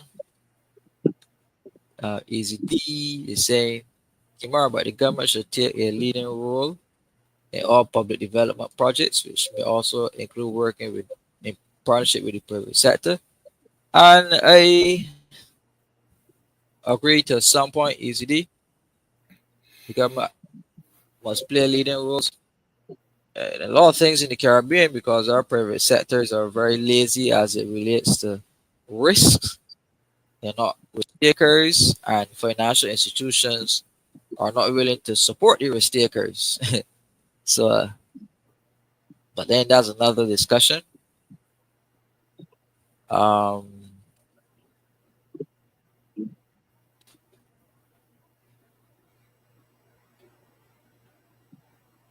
you guys are here. You guys are here having it out in the comments. Honestly, Ramon, yeah, man. They're doing bad, man. That's good, man. That's good. Good uh, engagement. Bihar is saying when countries have a lot of debt, the people suffer more. A lot of social issues occur, lack of services, decrease in jobs, a rise in crime. Bihar, Mhm. Crime. Just wait. Did you see the article on the Spirit airline that was shot in Haiti? yeah, Raising yeah. crime. That's very bad. But we already know economics. So Bihar is saying this program is for people who can reason and are open to learning. True. Uh, Pedro is saying, Kimar, did you use a model to come up with that figure, or you work with the figures given by them? Yes, I work with the figures that are put in public documents. Yes, prepared by the government, but they are public documents in which we are supposed to trust. So we work I, with public documents. a question for Kimar. These figures are audited, Supposed to be, but this Barbados and but that's we here having a discussion, and that actually was the question I want to ask initially because who's to say the figures are accurate, etc., etc. That's the question. Right? We hope. We hope. This is a Christian nation we're talking about. Figures Honesty and to integrity. credit, So of course, and transparency, modern yeah, transparency, of course, right. So of course, yes, yes, we will definitely, hope. We will hope. We of will hope. course. Yeah. so Lemuel was asking, is it the ideal ratio not somewhere around 60%? So That how is that one is that is correct. something to be happy about? You are correct. Yeah, that's correct. Yes, that's correct. 60%, 60%, 60 is the ideal. Number. John Quill is saying Greece seized bank accounts during the crisis to pay debt. Whoa. Yeah. Uh, Well, How would that look in an island like Barbados? Well, we had some serious situations here where the director of finance in Barbados issued a directive to a company to deduct the salaries of nurses in Barbados who attended a march. Wow. Oh Yeah, yes. yes, they So have. penalization. Yeah, yeah. Mm. They claimed that the people were not at work, so they couldn't be paid, and he issued a directive to a bank to deduct money from people's bank account without even permission. That sounds like wickedness to me. Right? That is what happened. Alicia You don't forget. Franklin. You don't forget Yeah. none at all, but tomorrow, boy. Don't talk about memory where that's got. Sorry, remember that. Don't Alicia forget. said all. I think you got some viewers in St. Philip. I know that name. Big Yeah, St. yeah, Philip. Alternate yeah. viewers. Good night to all of the Philippines, all of the St. Philip crew. Good night to you, St. Philip North, West, and South. Our calendar is saying all of the issues seem to be going over Beijing heads.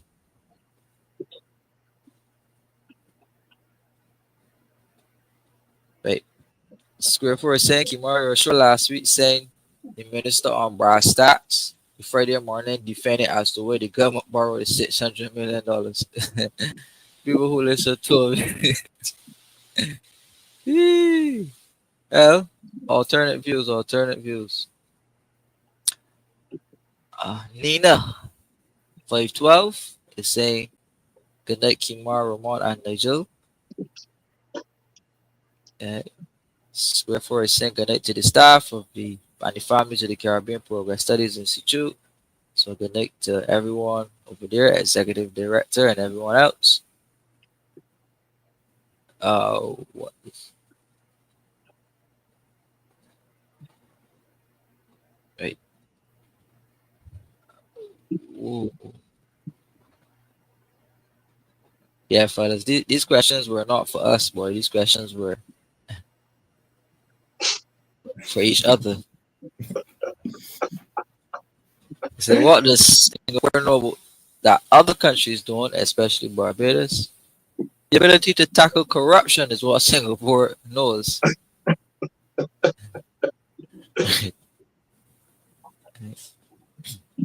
Easily is saying, Kimar, we are currently at the brink of Armageddon.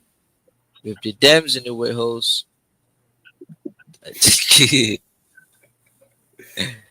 Whoa.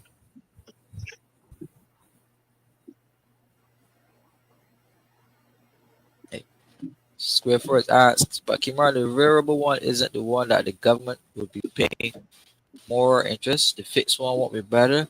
I will like the idea of any one of the three panelists to tell me which interest rate is better.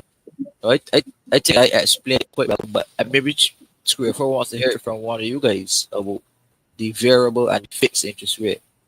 But he asking which one would be better, and they would based on how much tensions and so forth in this world currently. Anything can shock the interest rate up, shock it down. I would go with the fixed one.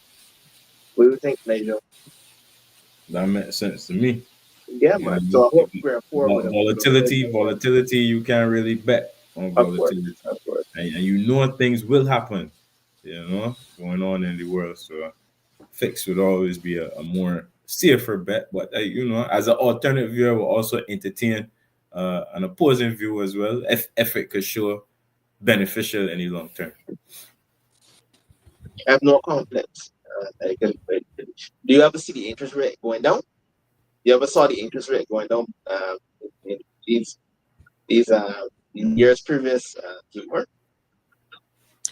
No, interest rates don't really go down. There you go. There you go. So therefore we'll go with the fixed for Hmm. sure. Yeah, they don't really go down at all.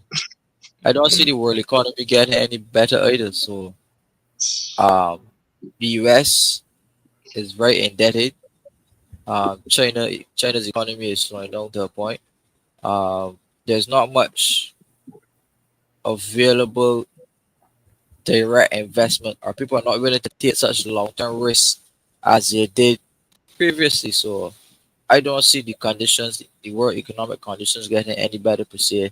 And there's war, rumors of war. So you, I don't see it any better. Um, Tamika Harper is saying Barbados isn't going to belong to Bajans. Too much worry. Tyrone Nurse, good night to you all the way in Calgary, Alberta. Saying good night to Kemar on the panel. We have some serious score rather here in Calgary. I am under the cover and will listen. So good night to you, Tyrone. I thank you very much for tuning in. Um, Patrick is saying, yeah, I heard and fully understand it. No. Um, saying not being eligible for an IMF loan is something to be proud of. You, yeah, Easy D, you got a lot of defending to do today. Got your heart in your comments, boy. But I like that people can keep it respectful and Sure, sure, intellectual. man. For You know sure. what I mean? That means a lot. So big up to themselves for entertaining intellectual debates and keeping it respectful. But argument doesn't mean, there's usually negative connotations where the word argument is concerned, but that's not the key. Argument is Hmm. basically the definition meaning, you have different opinion and you lay your opinion, but For when we sure. hear argument, you hear somebody cussing, but it doesn't mean that really and truly. Hmm. So For sure. For it's a sure. decent debate, man. It's different. Yeah, yeah, but barbecue ain't playing in there, boy. Barbecue is not playing. If you're familiar with Haiti politics and what's going on, there is a ex police officer. He was part of the governmental force, and now he runs a militia in Haiti. Defending the country for the people. You mean barbecue? Yeah, Yeah, barbecue, yeah. boy. Actually, Scar. Prince Swanee sang about him.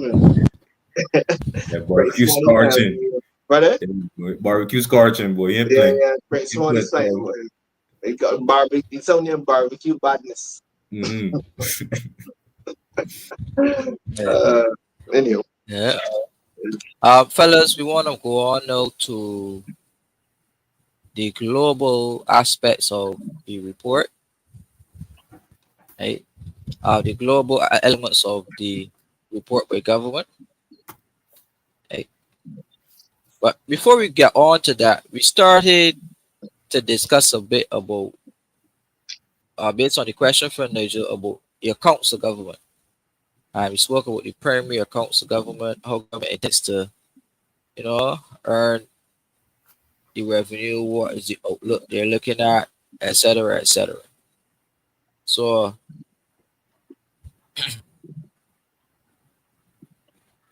what is the outlook for Barbados? Right?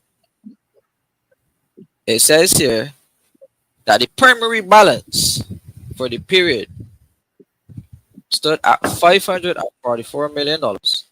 And the primary balance again is what you earn versus minus what you spend.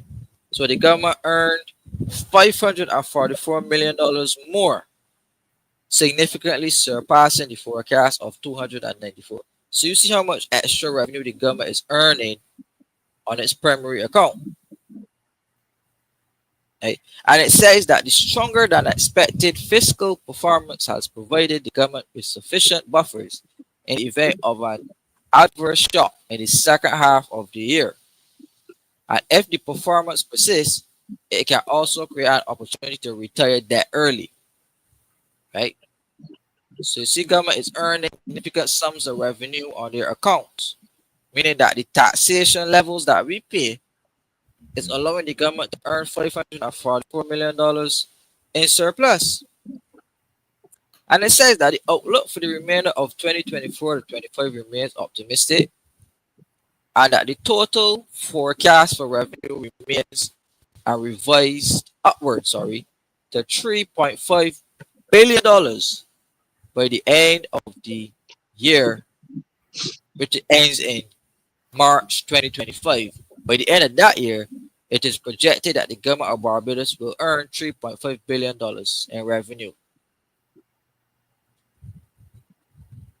It goes on to say here that the projected expenditure targets, meaning how much the government will spend at the end of the year, sits at 3.775 billion.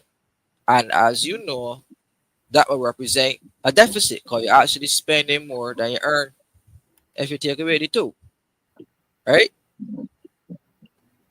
It says that the government intends to target $558 million on its primary balance. That's its target that it intends to reach, right? So if the government tell you that they're broke, if the government tell you that they're broke, this report says otherwise because it says that the government is earning 558 million in surplus, right? So it says here though that despite the strong start to the year, some risks remain, particularly regarding the potential impact of global economic uncertainties, interest rates, interest rates, inflationary pressures, and natural disasters such as hurricanes and floods, climate change, whatever you want to say. So I'm going to repeat that part again. Despite the strong start to the year, meaning earning all of that surplus, we even beat the revenue targets. Some risks remain. So the global economic uncertainties, interest rates, like what we discussed earlier, inflationary pressures, and natural disasters threaten our overall performance. Right? And it says here that the government, ah, uh-huh, right here, the overview of recent macroeconomic developments, global and domestic economic developments, and the outlook.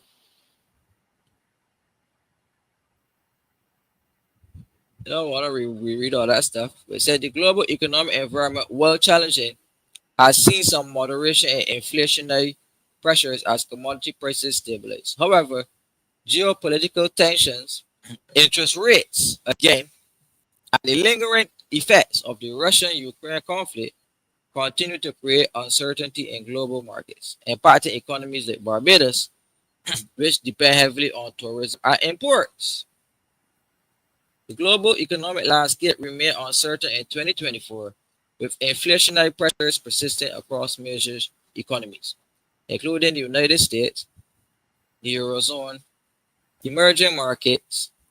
The IMF's World Economic Outlook in July 2024 projected global growth to be 3.2%, which was a decline from previous forecasts. So the world is projecting that the world economy will slow down.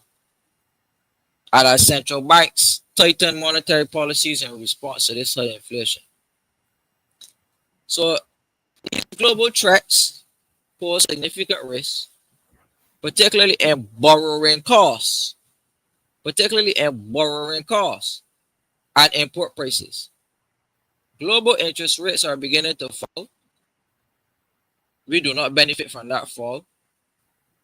Volatility remains, which can impact the cost of servicing debt.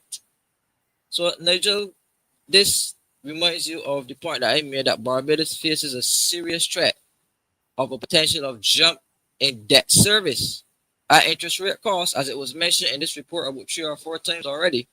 For sure. And it says that fluctuations in energy and food prices have exerted upward pressure on inflation, and Barbados heavily dependent on imported goods. Therefore, any increase in freight, and as I said, anything happening with the ships and the liners or full costs Hmm. would have a very negative impact on the country's vulnerability to global price shocks. So there you said it. Everything we said tonight, everything we explained tonight in detail, the government had it in their report about the risk and the downsides attached to Barbados and its economic futures. So what are you guys thinking about this global outlook?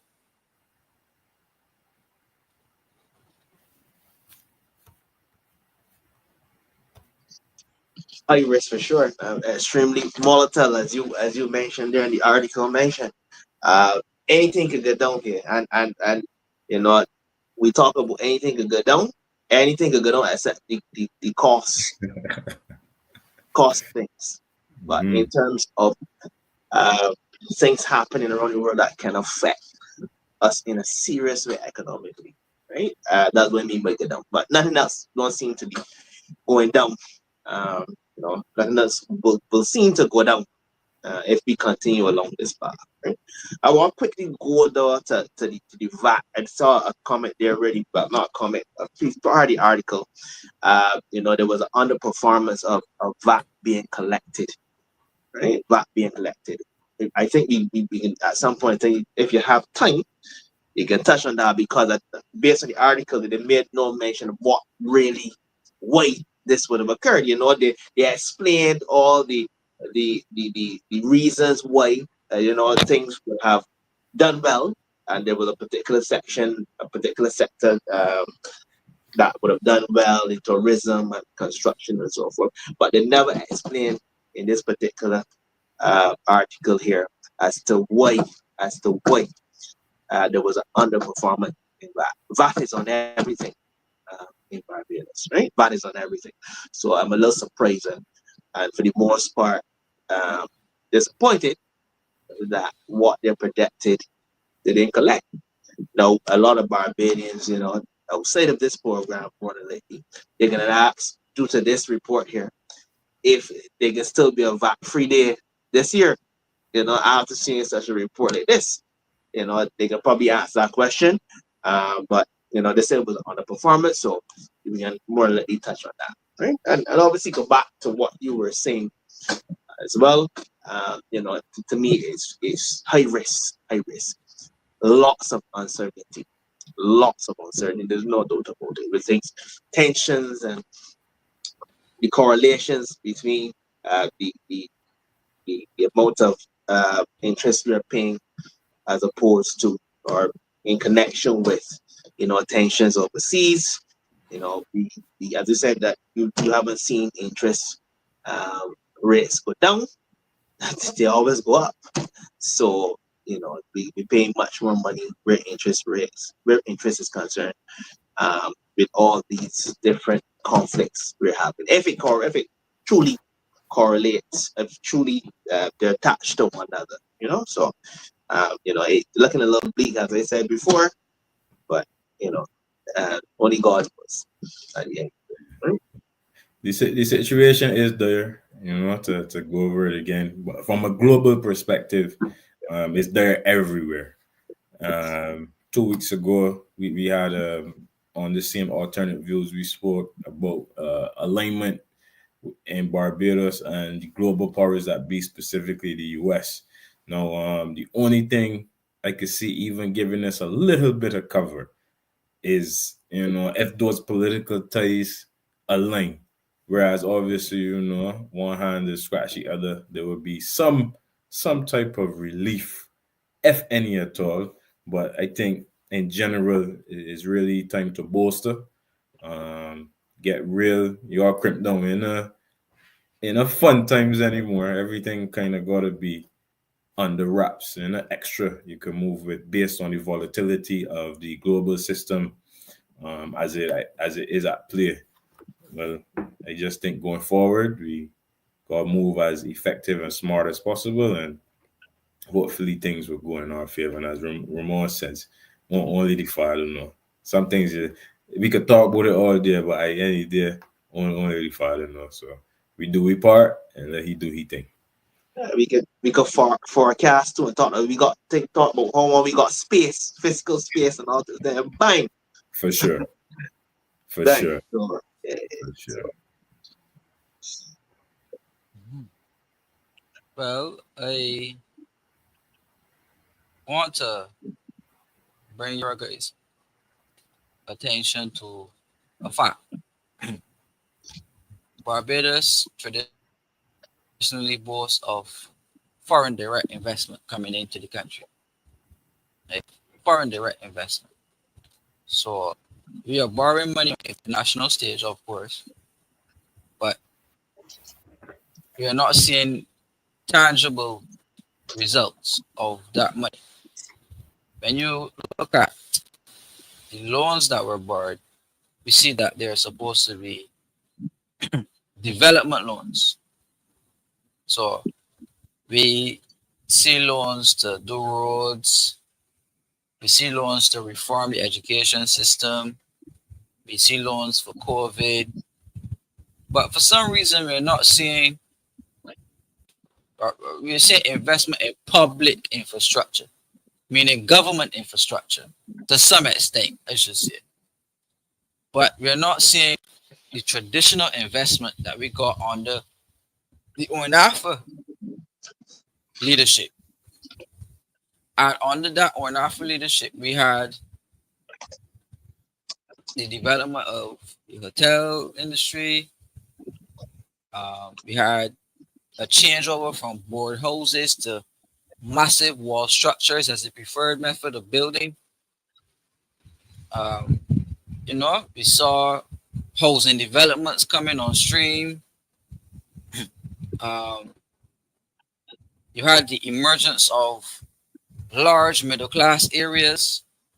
You had persons going into the higher tax bracket, you know, and you had that. We saw that development. It was on borrowed money, yes, but at least we saw something tangible under the UNAFA regime from the borrowed money. We saw social mobility during that time. Now, fast forward to this day and age, we're seeing the same concept of borrowed money, but we're not seeing foreign direct investment following the borrowing. So we're not seeing the development of businesses in any serious way. We're not seeing medium-sized businesses grow to large businesses or small businesses grow to medium-sized businesses to large. In fact, we're seeing the closure of more and more businesses, small, medium, and large. We're seeing the selling out of assets in Barbados. So, Sol Gas sold out to Partler Fuel. Simpson Motors sold out, right? And we're seeing a lot of the more wealthy, larger Barbadians selling out assets and going into countries like Guyana and Bermuda and Dominica and investing overseas. With the exception of Starbucks and Koyman,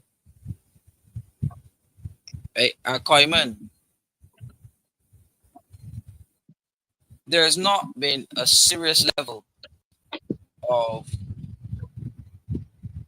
brands, solid business brands, and wealthy citizens coming to set up businesses in Barbados.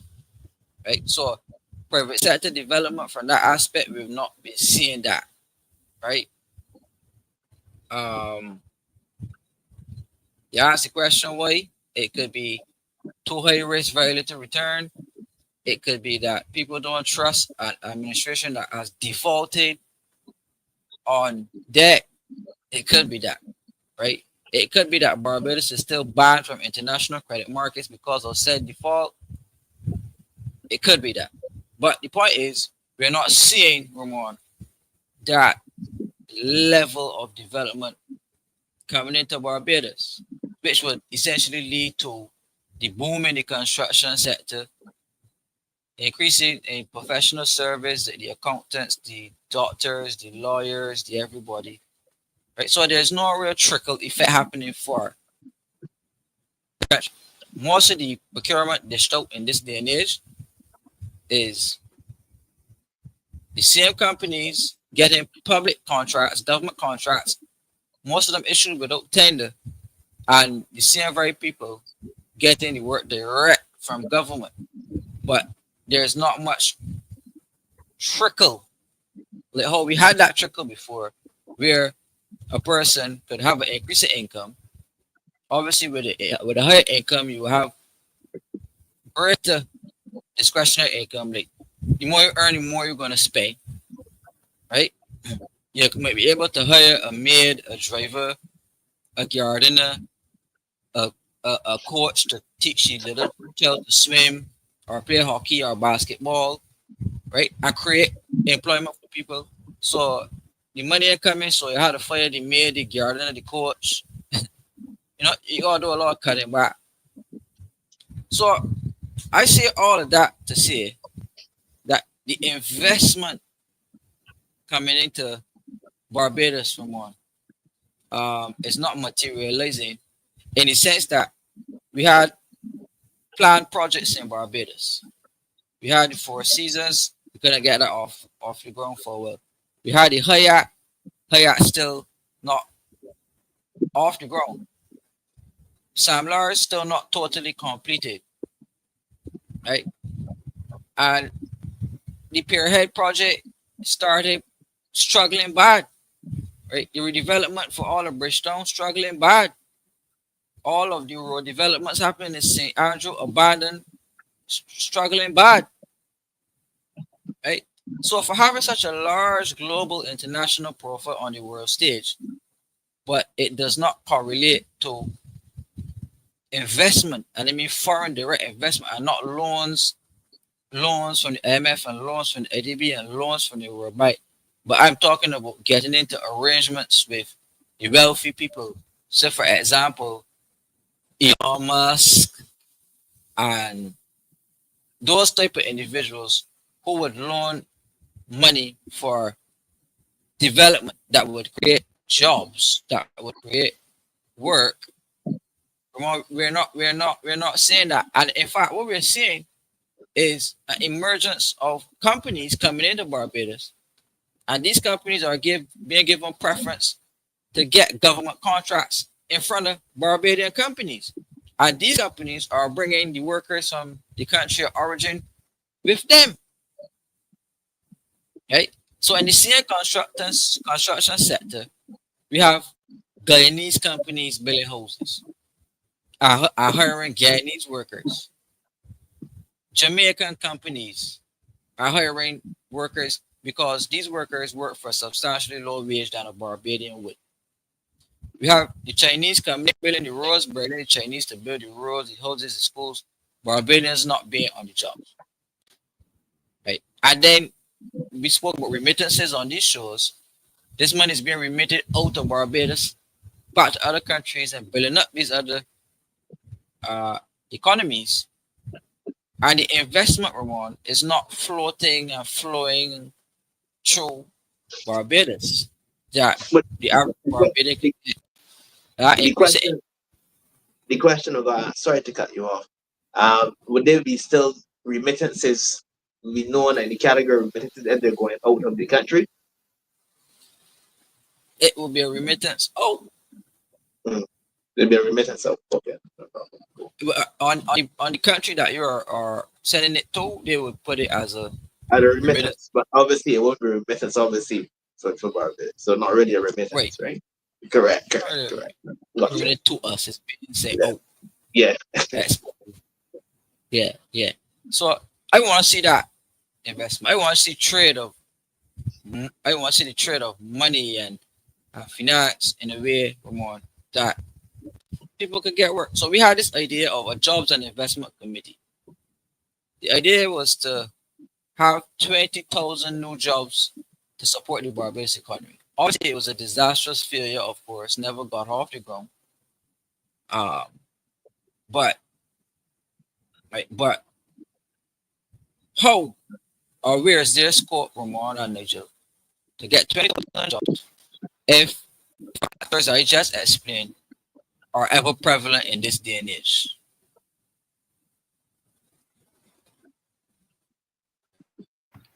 We have yet to see. You know, uh, there's a lot to be considered, and there's also a lot that can be done. Whether or not they have a vested interest in that, I don't know. In my estimation, there is space for increasing global financial hub in Barbados. When we talk about Bitcoin, we talk about stocks and trading. Those are avenues in which the I don't think Barbados is not. There are viable candidates here that could could take advantage of situations like that. But no, we come to, we talking about infrastructure.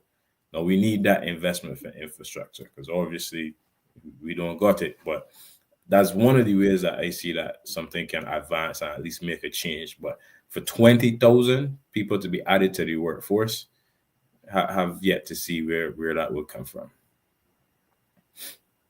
Well, I want to see 20,000 people. Which country they will come from? Because based on what I'm seeing here, right? I have here work permit notice, having received no suitable responses to our advertisement for the positions of Spanish teacher, two math teacher, two English teachers, a biology teacher, a PE teacher, an art teacher, and a PYP teacher. It is our intention to submit work permit applications for a non-national to fill these positions. So this is not the first time I would have seen this type of thing, right? So I'm just asking. There's no one suitable in Barbados, to fill these positions. That's the question. No suitable person. So we talk about creating jobs here, etc., etc. Um, you see ads come out, with obviously job posts, things, and etc., etc., etc. But then we see people from the outside, which I don't mind you. I have nothing uh, against people who are on the outside, but I'm sure there are people who can fill these positions here in Barbados locally.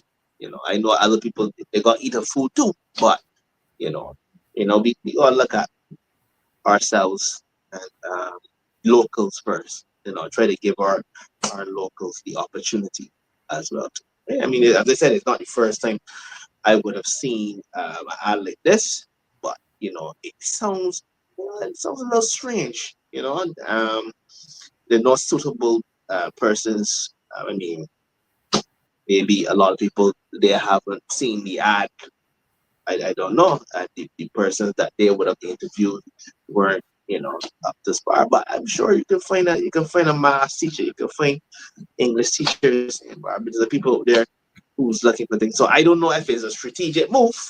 I don't know if you're looking at your dollars and cents. Maybe you don't want to outpour the wages that you would probably have to outpour to a local. But I've seen this a lot. I've seen all these ads, as I said, with job postings supposed to be vacancies. But then you hear many people say, well, I'm looking for this and I'm looking for that, and I didn't even get a call. So there's something that we gotta look at. So I don't know, as I said, the nationalities of those 20,000. That 20,000 number. I don't know. I don't know where they're gonna come from, but based on the trend, I I'm not too sure if they would be coming from Barbados. I can tell you that.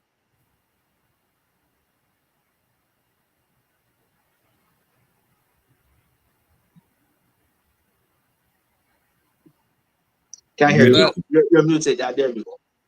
ah, but I'm glad you said that. I'm glad you took the conversation in that direction.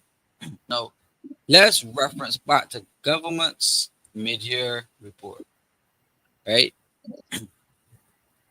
Let us look here. Let's look here. It says clearly here, labor market conditions have also improved, with the unemployment rate falling to 7.7% by July 2024, as the tourism and construction sectors absorb more workers. The rise in employment contributed to higher personal income tax receipts, further bolstering government revenue. Now, we discussed already about unemployment, but this thing about construction keeps popping up all the time, Ramon. Like, about construction keeps popping up all the time. But we give some dynamics which says that majority of the construction workers coming into Barbados are imported labor. Right?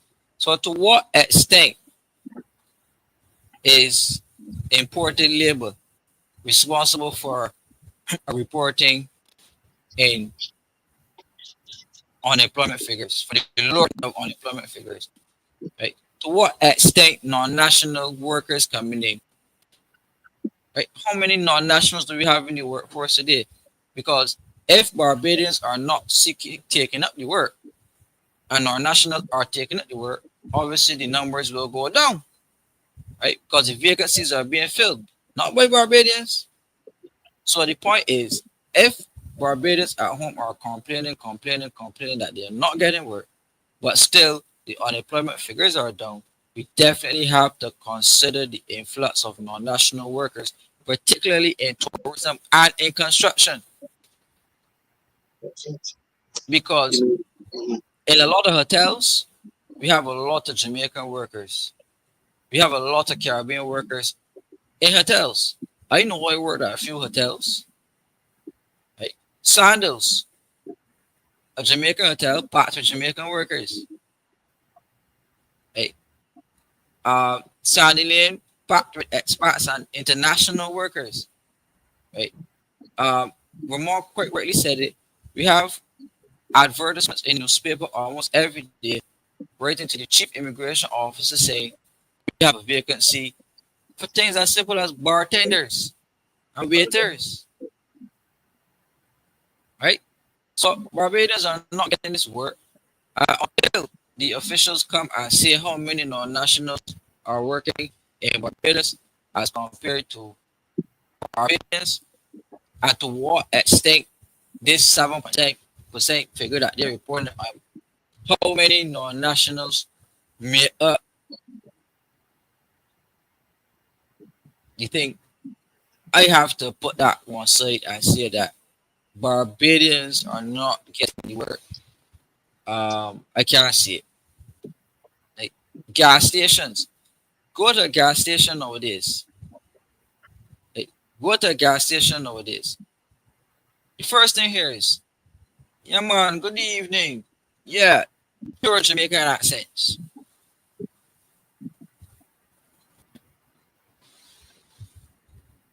I would say that as we go deeper and deeper into this IMF program, and as automation, right, and as automation and technology through the same IMF, through the same World Bank, through the same IDB, as they continue to lend us money to, to digitize and automate our systems, more and more and more people are going to become unemployed because technology will take majority of the jobs that we have in Barbados. And unless you are skilled or educated to operate the said machines, you will be further out to sea because you now have to compete with other Caribbean nationals who are going to work for a lower salary than you, who have the same training to work the same machines that will dominate the job market in the future. So the threat of it, the digital, we start to see it in Barbados some more. The digital ID, and as our prime minister said, she wanted to take us cashless by 2030, right? All these different issues with the bank and the insurance and the cards and the debit cards and the in Barbados, putting the cashless system on the PSVs, right? Putting the cashless system on the PSV, what do you think is going to happen? Conductors are going to be out of work, right? And when you have a population like conductors, I'm not judging anybody, but I'm saying I don't believe that the average conductor has a degree from UA, right? I don't believe he does. I don't believe the average conductor got an associate from BCC, or I don't even believe that the average conductor have six or more CXCs. Not judging anybody, just assuming. So when you have a population like that, in large numbers and droves being put out to work, what kind of problems are we looking for in society?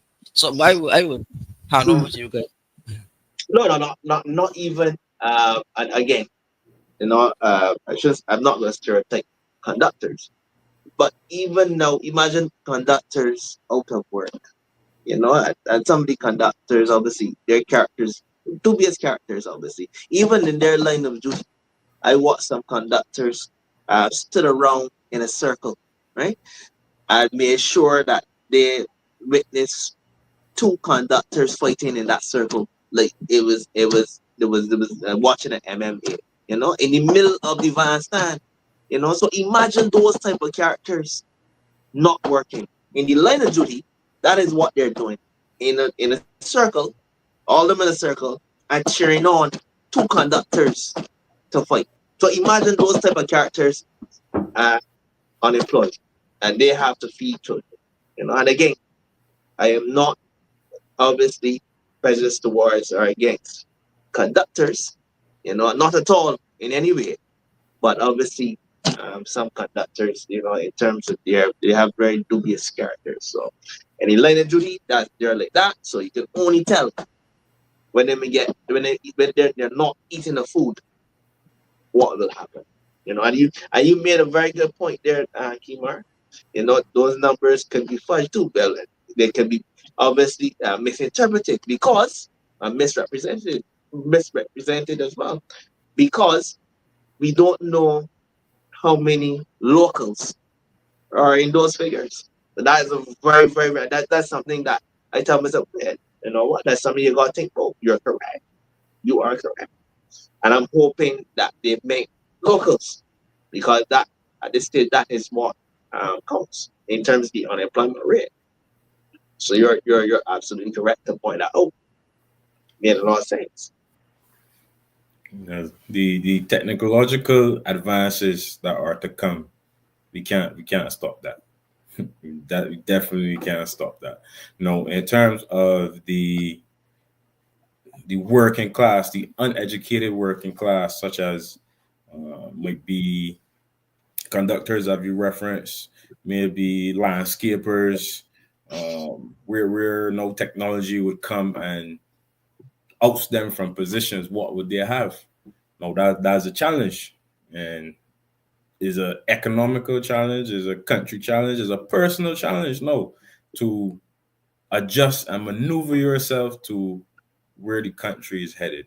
No, realistically speaking, if you look at a man that's his profession, we talk about the conductors, and he doesn't have work. A man go eat the food. You know what I mean? I don't know if you there will be programs or incentives. Let me say, a decree had to be passed that, all right, well, all the public transport now has digitized. You could use your phone or you could use your card to pay. Conductors are no longer existent as a job in Barbados. Would there be something from governmental support or some type of training available? We don't know, but as things progress and the country goes forward, technology advances. These are realistically things that will happen, and because we know they will happen, we can plan for them. Now, will they plan for them? I don't know. I will hope so. I will hope that the government cares enough about its citizens, care enough about its people to at least provide an option. You can't force a man to do what you don't want to, but at least provide an option, whether it be vocational training or whatever sort of opportunities they could provide. But that yet has to be seen. Yeah, and I don't want to be negative, Nigel, but if we're not careful, one of the programs that government would have is a program of dots. Um, Nigel, you know, You're and lying, you're lying, no, I'm serious. you're lying, you're lying. That's the only other program that they might have, a program in dots, and we know what that means. So we have to be careful, and think about this thing in a real serious way. Right? As you said, it can't stop the advancement of technology, but you gotta find that balance. I hope, and find another program. A different program. If you decide to go digital, if you decide to make those type of jobs redundant, you know, redundant. I'm telling you that. If not, only other program is, what, right? Hmm. Yeah.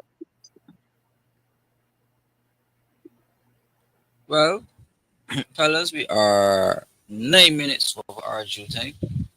Um, I know I promised Sean Cool it was to go into Yeah. the issue, the debenture. So we're going to do that quickly and let us wrap up. All right. Uh, Pedro asked if you were in a coma during the pandemic. But you notice he said pandemic, you know. He said pandemic. So hey, I hear you, Pedro. I hear you. Yeah. So I was saying to Sean Cool about the debenture, right? Um, Funny enough, I have a copy of it here, and it says that notice the government of Barbados is offering a government debenture at a 7.75% interest rate. The issuance date of it is the 2nd of December 2024, and the size of that offering is 250 million Barbados dollars. So I need you guys to listen carefully because the government is attempting to raise 250 million Barbados dollars on the local market on a government debenture. No, the tenure of this debenture is 20 years with a 10-year grace period. So realistically, 30 years from now is when we will have to start repaying the money, right? Now, a government debenture is just a government investment instrument where the government put out like a bond or so, and investors will come and buy up those bonds, usually at a value of $1,000 per, bond. So $250 million worth the government is putting out there worth of debentures, right? 7.75% interest, $250 million worth. Now, the last two debentures I saw, one was offered in 2012, just under the from the short administration, 2012 and 2010.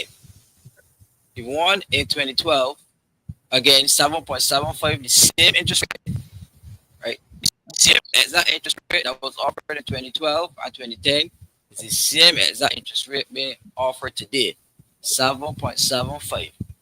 The value of the government debenture offered to the public in 2012 was $100 million.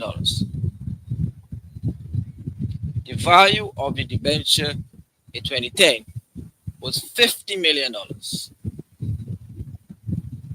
Right? But today, the value of that debenture is $250 million. Right? So when you compare economic circumstances, you could think to say that the government has a cash shortage on its hand that they need to rush to the market to borrow an additional $250 million from locals in the local market, right? So this is one of the biggest debenture offers from government almost in the history of debentures. Again, it started at 50 million in 2010, and it went to 100 million in 2012, and now it at $250 million, right? So that's a long-term instrument.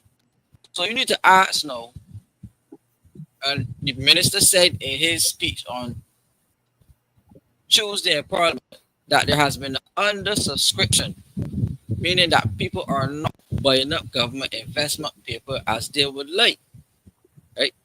We're saying that on the floor of Parliament. So every attempt that the government tried to raise money locally has been a failure. So all the bonds that the central bank offered for sale, they were undersubscribed. The Boss program, Boss 1, Boss 2, Boss Plus, all of them were undersubscribed, underutilized, meaning that the financial system they're not taking them up.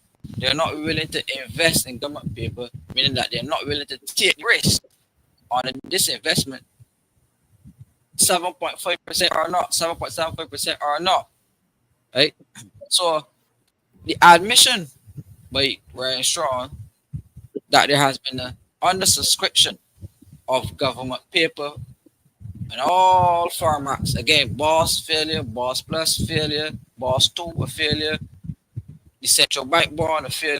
So this government debenture, I could bet you, Ramon, that unless one bank buys up majority of these securities, and I could give you the name of that bank, unless First Caribbean do not step in to buy up majority of this $250 million debenture, this debenture is going to be a substantial failure because the financial market, and I can get the players of the financial market. The players of the financial market are individual investors that me and you who got a couple $1,000 spare that we could go and buy some of those. Institutional investors, meaning the commercial banks, Republic, First, RBC, RBTT, those people, the insurance companies, and the finance houses like uh, Consolidated Finance and those businesses that have access to capital that they could buy up these government papers. These local investors who took a very serious hit from the government's debt restructuring, it shows that the market in itself does not have confidence in government paper. Hence why Mr. Strong could admit on the floor of Parliament that there has been an undersubscription for all government paper. So how could there be an undersubscription for all government paper and then you turn around in the next breath and try to raise $250 million basically from a market that is not responding to government paper and expect it to be successful? The paper is risky, the investment is risky, it is long term, and people are not willing to invest their money in a long term financial instrument to take the risk of the government not paying them back because one, the government defaulted on all of its debts in 2018, and then the government entered into the unilateral debt restructuring without properly speaking to the investors and putting something in the debt called a collective action clause, which said that to get a debt restructuring and to make it practical and legal, only four investors, meaning the four larger investors who own at least 70% of the debt, which means that Nigel could own 25, you could own 25, I could own 25, and one of our own friends own 25, and the four of us got in the room and decided to unilaterally restructure the whole debt without care or consideration for any of the other investors because we had the most shares in it. So let's make it now at the institutional level. I'm the NAS, you're the central bank, you're the commercial banks, and one of our friends is the credit union. The four of us got in the room and agreed to the debt restructuring, which completely set losses on a lot of other investors. And to keep this process legal, I put it in the legislation to say that anytime we want to do another one of these, I just gotta call back the same four people I had the last time to say yes, and boom, we make it happen again. So the market does not have confidence in the government because of all of these actions leading up to where we are now. So again, my thing is, I think the offer is dead in the water before it gets over. I mark these words, Sean Cool and the other persons who asked. First Caribbean is going to run in and rush in and be one of the first banks to buy up majority of these debentures. I bet you some money. Yeah. But I come to the end now, so done with that. Yeah, that's a good ending there. I don't have anything to add. You said everything that needed to be said. Very clear. Who ain't understand and who don't want to understand, but very clear, man. We, we learned a lot tonight, you know. We learned all types of things. We learned about the Casper construction projects. We learned about them there. You know, we learned all types of things tonight, you know, and Kemar, again, kudos you. You know, you're really simplified. a lot of the terms and so forth that a lot of viewers were aware of. We had another fantastic conversation. We had a debate within the comments. I don't know if it's the first time that that would have happened, but we had a debate, and that is always good. That is always good. We got some time to uh, engage with the viewers this time around. We know sometimes the conversation gets heated and hot here, and we go off and go off, and we don't always get the chance to acknowledge the viewers, but continue to try our best to do that. But really good discussion, fellas. Robust, in depth, everything in one. So I hoping that we continue to obviously have this type of engagement, and and to the viewers, don't be afraid, man. Don't be afraid to challenge. Don't be afraid to challenge any of our comments, any of our views, because it name alternate views. So if you continue as a viewer to agree with me all the time, they're not alternate your view, So that's what we are here for, right? So absolute pleasure again. Another Thursday night, fellas. We Sure. usually stop at 9:30, but this was robust. This was really really good as usual. For Yeah. sure. Agree, Ramon. And my final words is, I do not know a space where I can come and listen and engage to be educated about my island as someone living overseas. So I implore and commend, for the immense value that is brought by alternate views. I also want to encourage everybody listening that, as an individual, you have a lot of authority over yourself.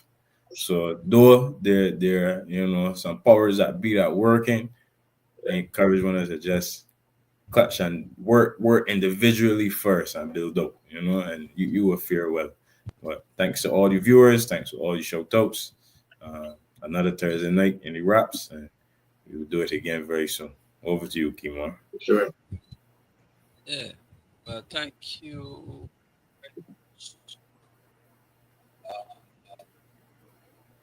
Yes, thank you guys very much. Pleasure to be here as usual. Happy Independence to all Barbadians on the program here and abroad. We thank you very much for tuning in to our pre-independence show. Have a very good weekend wherever you are. Be safe. Enjoy whatever activities you engage in a very safe way. I'll be at the hike on Sunday morning to celebrate independence. We'll be early on the trot. So we look forward to seeing those persons who are attending the hike. We look forward to seeing you there. Thank you, Nigel. Thank you, Ramon, as always, for taking the time out to be on the program. We're growing strength to strength. Uh, we even got some compliments tonight on our attire. So we, can't do it without the alternate viewers. All right. So they are inspiration for coming on here religiously every Thursday. We hope that they enjoyed the next show. Hope that they enjoyed the discussion. It's really alternate views. It's not a traditional program, and we encourage everybody. At some point in time, you always have to take a step back and take an alternate view on any situation. Right? It's advice that can be applied to any situation in life. Just take a step back, take an alternate view, and become a lifelong learner in the process. So don't forget, tune into the Marcia Week show at 7 o'clock. I think tomorrow, I believe. Um, and any other days that you show. Again, enjoy whatever activities you can this weekend. Ramon and Tink will be at cricket tomorrow, the 29th. They're on way up passes, so we're looking forward to seeing those persons who will come out and watch the cricket game happening at Wim. Esther Blue, good night to you and happy birthday, Esther. Celebrate her birthday. The Sagittarius, not a December Sagittarius, but nevertheless, the Sagittarius. Best season of the year, and December is the best month of the year. So we'll be celebrating birthdays on the 7th of December. So our next show will be December the 5th, which is 2 days before my birthday. And no, let me backtrack. Not my birthday. Me and Nigel's birthday For because sure. For sure. Nigel and I are born on the 7th of December. Two good guys. But in terms of this obviously Marvel being the best, that is just as debatable as the viewers in the comics tonight. That's debatable. See? Uh-huh. Yeah. Uh-huh. Yeah, Yes. so So December to the world, all the December borns. Love you guys very much. Sure. Look forward to seeing you guys next week. We are almost up at 3 hours, and I just feel more and more happy every week to come here and to It's true. spend time It's online true. with the alternative viewers, chatting and engaging, and So long live Barbados. happy Independence, Barbados. Happy Happy. Independence, Barbados, for sure. I will Done see no. you guys. Regardless of the fact I have to pay $40,000 plus in debt, I still love this country. And I will do whatever I have to do to save it, pay whatever price I have to pay to ensure that Barbados as a country has a long and lasting and prosperous economic and political future. So thank you guys very much. Long live independence and long live the country of Barbados. In 246 to plenty, the word. Mm-hmm. yes, in Straight. plenty and Thank in you. time Straight. Oh, Need. yeah, and man. nothing but help from God. Yeah. All right. Sure. Bless. Uh-huh. Bless